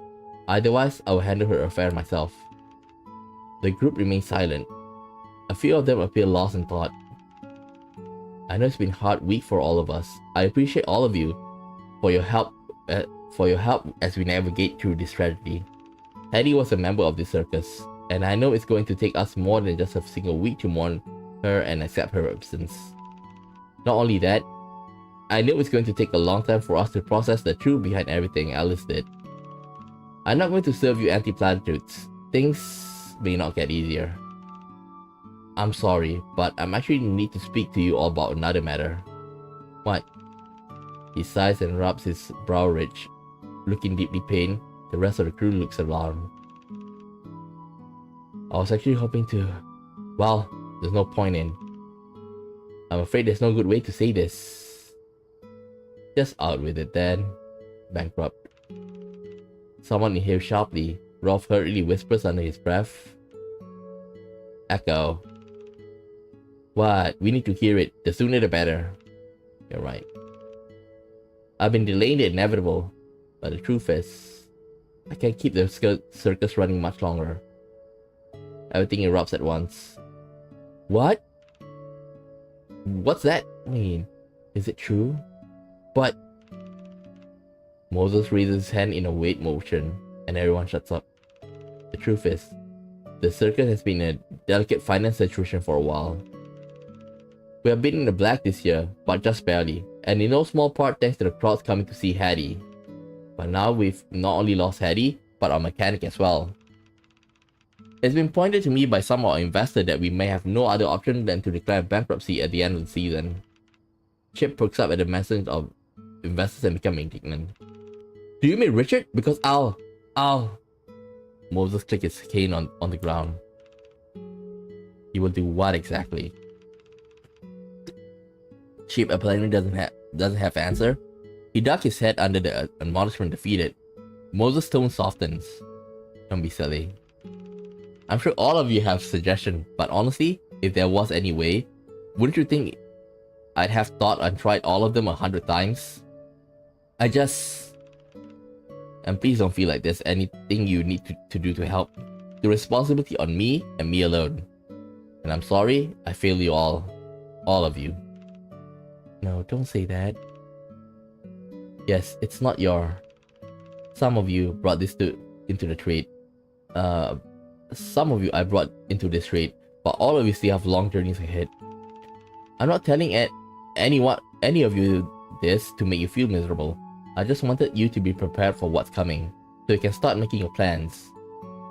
It's pretty nice because like, you remember like what happened to Moses, like what we talked with him, like he was like cut off just like that. But at least now, even though that like it's coming, but at least he can prepare for it. I'll do everything I can to help. He looks into everyone's eyes. If you want to move to another circus, or if you want to settle to perform in a city somewhere, I know some people who might have a few openings.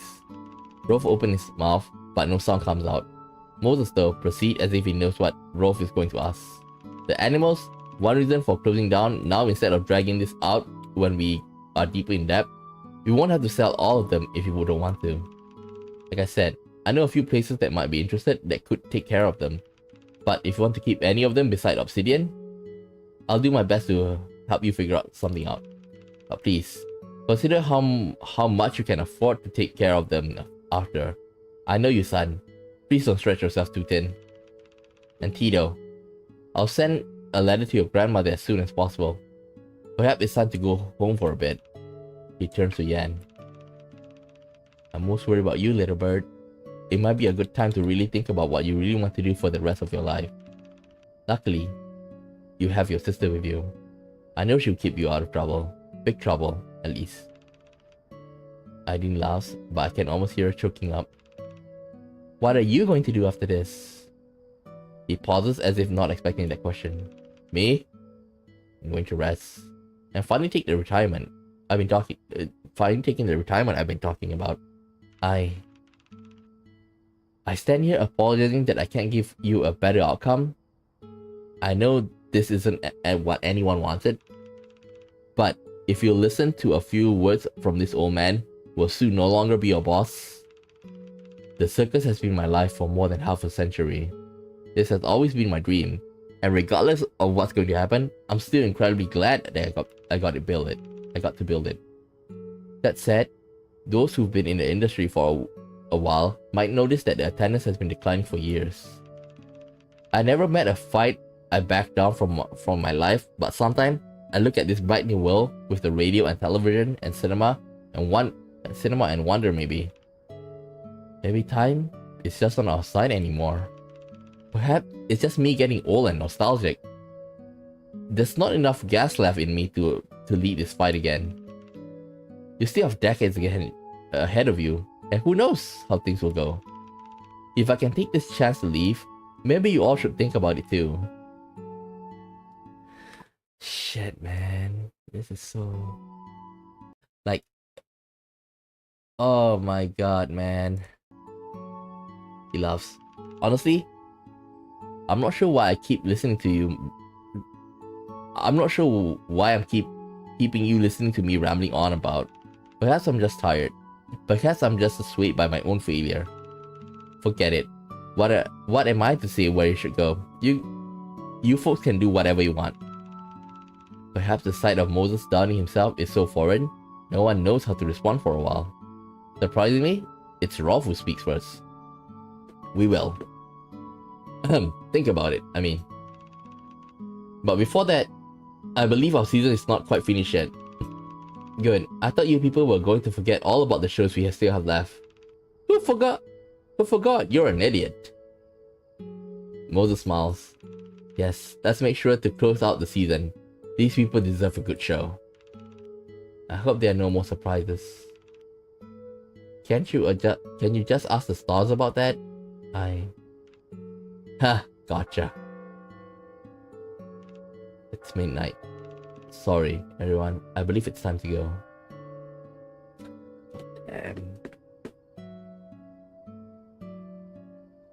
You know,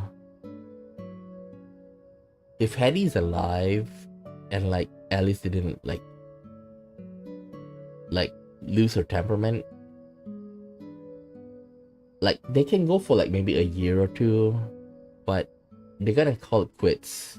And what Hattie did to like basically go for a TV job, it's the most logical thing.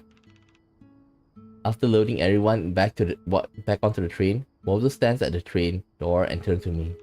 Well, I suppose it's time to say our farewells. And thank you, Detective Jones. You already said it. Not us. Thank you. Bye, everyone. Bye.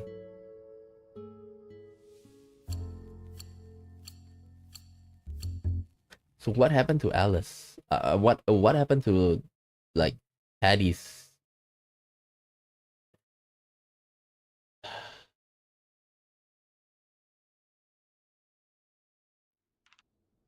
Hey, I'm back. Glad to hear that, boss. Good to see you. Good to see you too, Roof. You little crook. Did you commit any sandwich off to me while I was gone, did you? Meow. Only a slice of ham or two. Careful, I have a sentence to you. Careful or I have to sentence you to 100 more kisses on your little furry little head. The fearsome thief does not even look slightly intimidated by that grievous threat from the big scary detective. So, what have I missed while I was gone? Well, Mrs. Jones said she was going to drop by. Huh?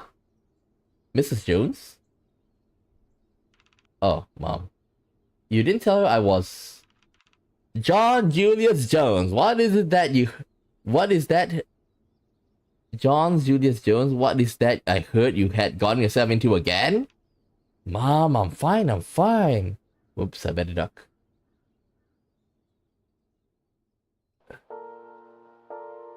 Mary Ma. Like, I'll be honest with you. This doesn't feel like, you know, by... how to say that? To all the cheer and laughter, Oh shit. cotton candy clouds, roses, It doesn't thorns, feel like and it's made by, crowns, Chinese, because like there's so many like a it's set quite well smile and a warm in American setting. embrace. Take it all away to an unmarked station and go. Turn off all the lights. Oh shit, I think I need to mute it. Give me a second, let me mute it.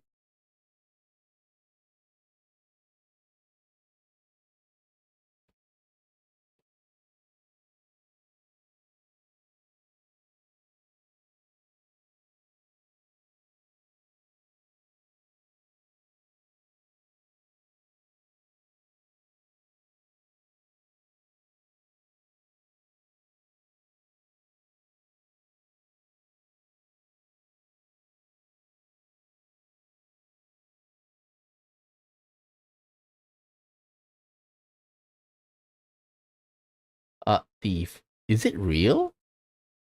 Maybe like somebody's cat from the team.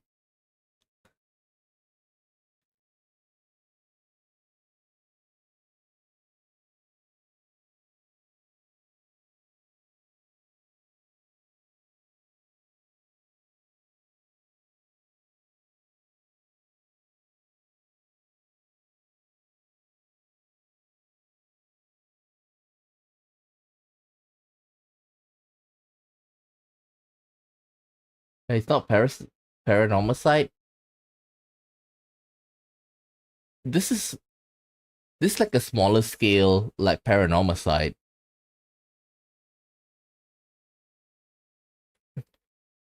Paranormal site is like if you wanna experience this again, like but for a different game, pick paranormal site. It's published by Square Enix if I'm not mistaken.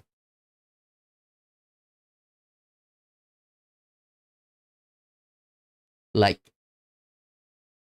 I would say it's like maybe up to twice. Up to twice the length.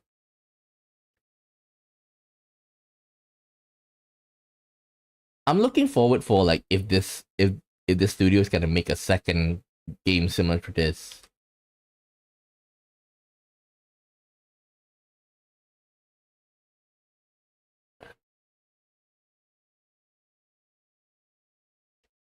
Yeah, I think we can turn back the audio back.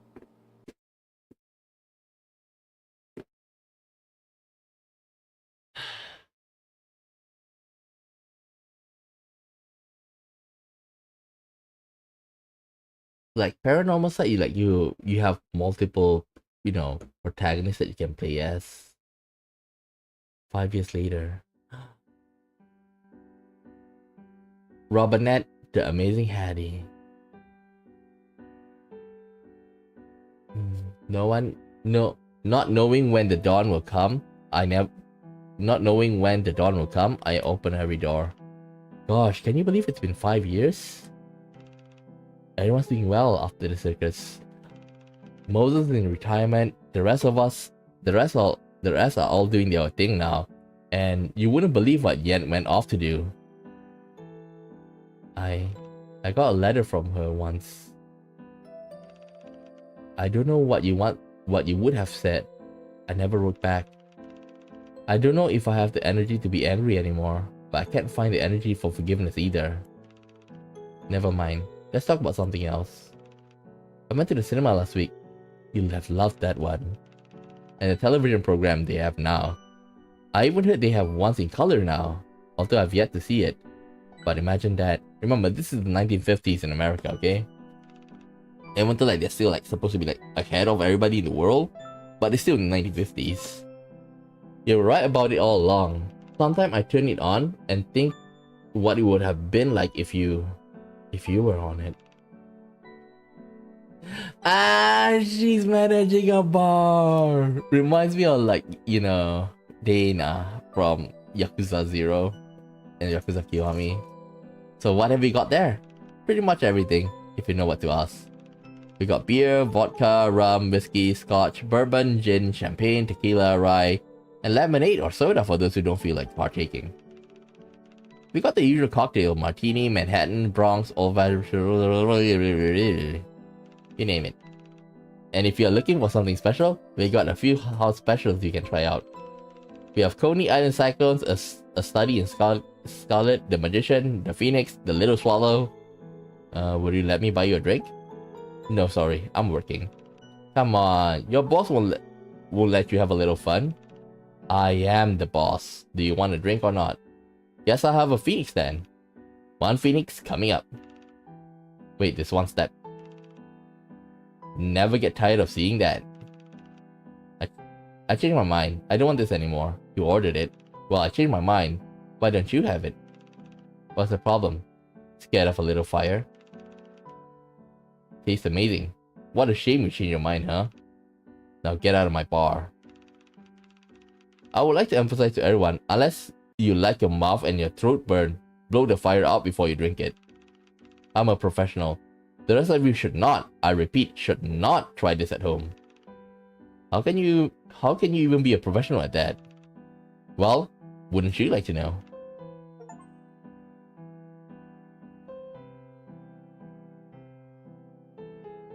Chef! Mr. Price? Please, call me Charles. Mr. Price is my father. Well, it should be Senator Price for him. Right, I forgot. I had to say, I was surprised when he told me you'd be taking over. I'd always thought that... I mean, I heard from Cynthia that you weren't interested in the family business. She wasn't wrong, but once I actually tried my hand at it, it turns out it's not too bad. Like I say, like I mentioned before, it's like, you don't need to do tricks, you just need to have the charisma. But to gain like to impress them a little bit, like do a little bit of tricks here and there. The worst part was having to work for Richard, but looks like I'm officially putting that behind me. Wait till he hears about that. I'm sure he has plenty of things to worry about now. By the way, I'm just curious, are you, by any chance... Well, you see, I used to take the kids to the circus show when they were younger, and when I saw you, I thought, well, there was this ringmaster. I have no idea what you were talking about. Really? Because the children are big fans. Oh, then you totally have the right idea. That was me, alright, Chip the Clown. Hey, did you make these? Yes. That one is $2. Whoa, wait, do you talk like that? With the puppet thing? It's not a puppet, it's a marionette. What does that mean? You want the damn chest or not? I don't want that now. I want... How much for that puppet marionette or whatever? Not for sale. This is so weird. Where is the sound coming from? Can you talk? Fuck off. You're crazy. Whatever, weirdo. Bye. Who's this? So that's the chickens taken care of. The horses, cows, sheep have already been fed for the morning. Right, the horses. How's Pancake doing? I heard about the injury from Craig. Just some inflammation. I gave him some poultice. He'll be alright after some rest. That should teach him not to run so fast. He's not a young colt anymore. Oh, and I switched obsidian feet to beet pulp. I found some of his hair unchewed last week. Seems like his teeth has gone a little too weak for it. Poor buddy. He's older than you. I'm just glad he's holding on. And I give Buttercup another week before she's gonna give birth. So she's gonna need some extra looking after. Don't worry, I'll check on her. How about Buddy? He needs a walk? Oh, Buddy's going with me. He's a great booth partner, aren't you, Buddy? Everyone loves him at the market. Alright, I gotta go then. The rain was crazy last night. Hope the road's not too bad and I can get there before it opens. It's Rolf and Aideen. What are you doing standing around then? All your babies will be fine, I promise. Alright, I'll go. Sorry, we're close. It's me. Oh, come in.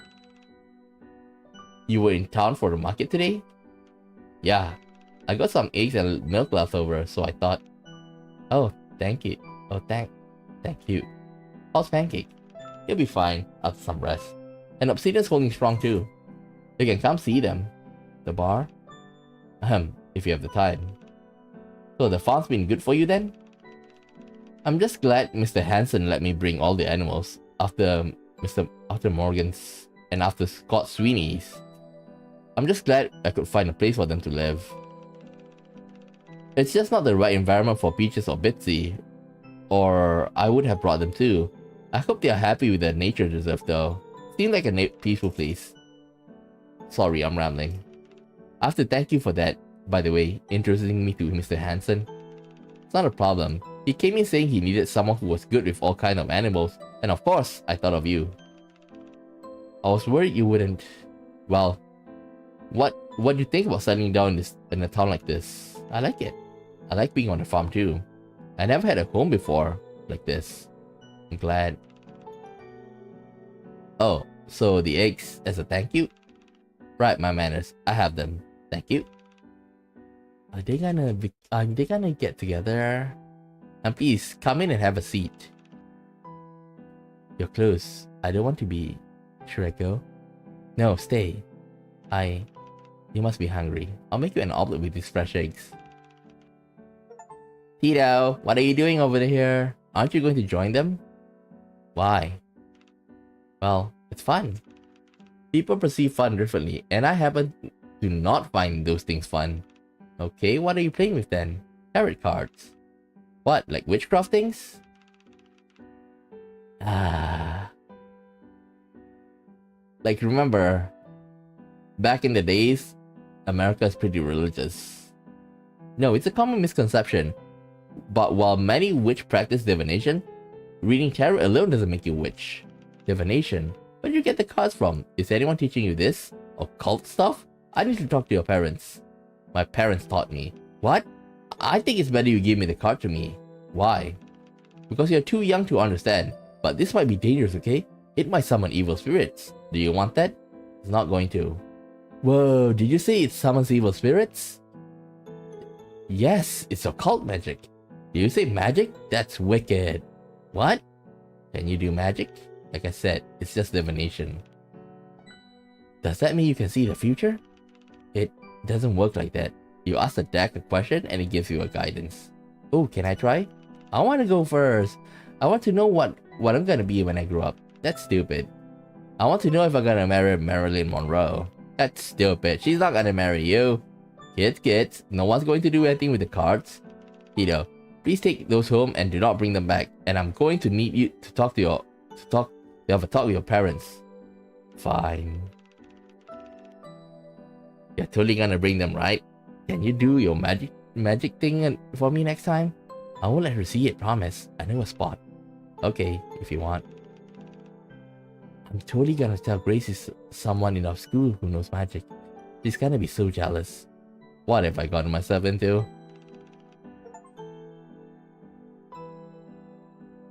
Yeah.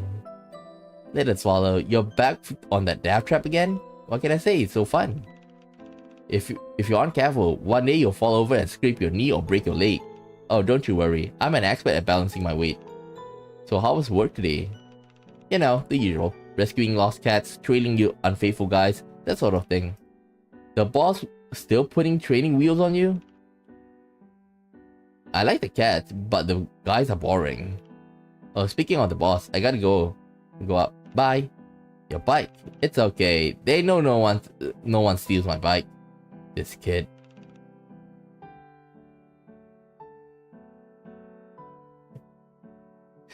You're here? Ruth, thief, I'm back. Miss me? Ruth went home early. Her grandson hit someone in school. Yeah, I knew Frankie had it in him. You better not let her hear you taught him to fight. Why? I taught him to only do it to bullies. You tell his teacher that. So I've got a case for you. Well, don't tell me it's another missing cat. Missing parrot, actually. I thought you appreciate a chance to hunt down a fellow avian. Haha, funny. Come on, I want to do something more exciting. I didn't wait all this time to just chase birds. No, you waited all this time because of your sister, and I wouldn't let you be a PI at 13 years old. No, she made me go to high school. 4 years. I had to learn math and how to write in cursive, and I had to read stupid books about idiots falling in love, pretending to be dead, and then they were actually dead. Romeo and Juliet. I'm sure your teachers appreciate your summary of the great Shakespearean tragedy. Whatever. The point is, I'm a high school graduate now. I want to do more than look for parrots. So the parrot is just gonna stay lost? Well, you can look for him. Or I'm sure even Thief can do it. I'm messing with you. No one's looking for the pet parrot. It's a legit case this time, and before you say anything, I'll be supervising. Fine. I have rules though. Let's hear them. 1, let me talk to the clients. 2, no. 2, no figuring out things before me, then being all smug about it. I can't help that. And 3, I get paid on this one. You can have the money if I'm allowed to be smug about things. Really? What? I really like being smug. Deal or not? Fine, deal. To a new case with Detective Yan and her sidekick. Excuse me?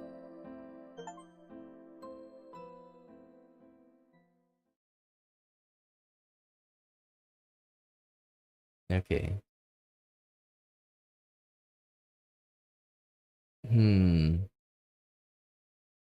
Like it's not like it's really good, but like I say, um, wait, what? And what do I do? I think like that's the only thing. The game is good. It's well written. Okay. Like, if you ask me, like, you need something extra to like get people like hooked on it a little bit. Like, for me, I did feel a bit stressed out when like, you know, how should I say this? When I was playing it, right, I do feel like it's a bit in between. Like, it's a bit like too much, okay, in terms of like information. Like, it'll be nice if like they put like some sort of mini game, okay, but of course, like, this is a mind game, so you don't want it to leave into chances, okay? Like something that can you know, keep our mind, you know, like, how should I say this, in between. Like, there's some kind of mini game that will like make you like not being stressed and like thinking about things too much. Once you have that, like, I think like the flow will it'll go much smoother, okay? In a sense that like, I wouldn't mind it being just a simple game, like, you know, even a puzzle a little bit, okay? Like, of course, like, detective is in a sense, this detective mystery is like, of course, like a big puzzle, but a little bit of the like, contradiction is good, but I need a little bit more, like, literally like putting in the puzzle pieces. Like, at the end, when we got to do this, okay, when we get to do this, it's okay, like something like this. It's, I need a little bit more of this, okay, in between. Like, if they manage to do this more, then like I'll consider this like some sort of mini game, right? Because like you're trying to fit in all the puzzle into the right place. Then like you get the aha moment a little bit. Of course, this is the end, so you're gonna get like the big aha. But in between a little bit, I want that feeling a bit, just to like, you know, like, give me a little bit of sense of accomplishment. I know that doing contradiction is that as well, okay? But it's like you're gonna get a little bit of aha, but like, I wish that, like, you know, it's not contradiction, it's like, I like contradiction, maybe like another one, like maybe the detective like having like you know, gonna put things together. Like, okay, first A happened, B happened. It's just like what we did, in the flow of things, right? Okay, so something like that. Okay, so I feel like that's how it should go. Like, to make it like, it was a slog, okay, because I played it throughout this whole week, right? It is a bit of a slog, but like, that's why, like, if I don't stop like every 2 to 3 hours, like I'm streaming, okay? So I feel like my brain is kind of like, my brain is like, it used all its brain power, like I cannot continue anymore. That's what I feel. But overall, it's a great experience. Like, you know, you can try it out, but I think I did all of it, so it kind of screwed.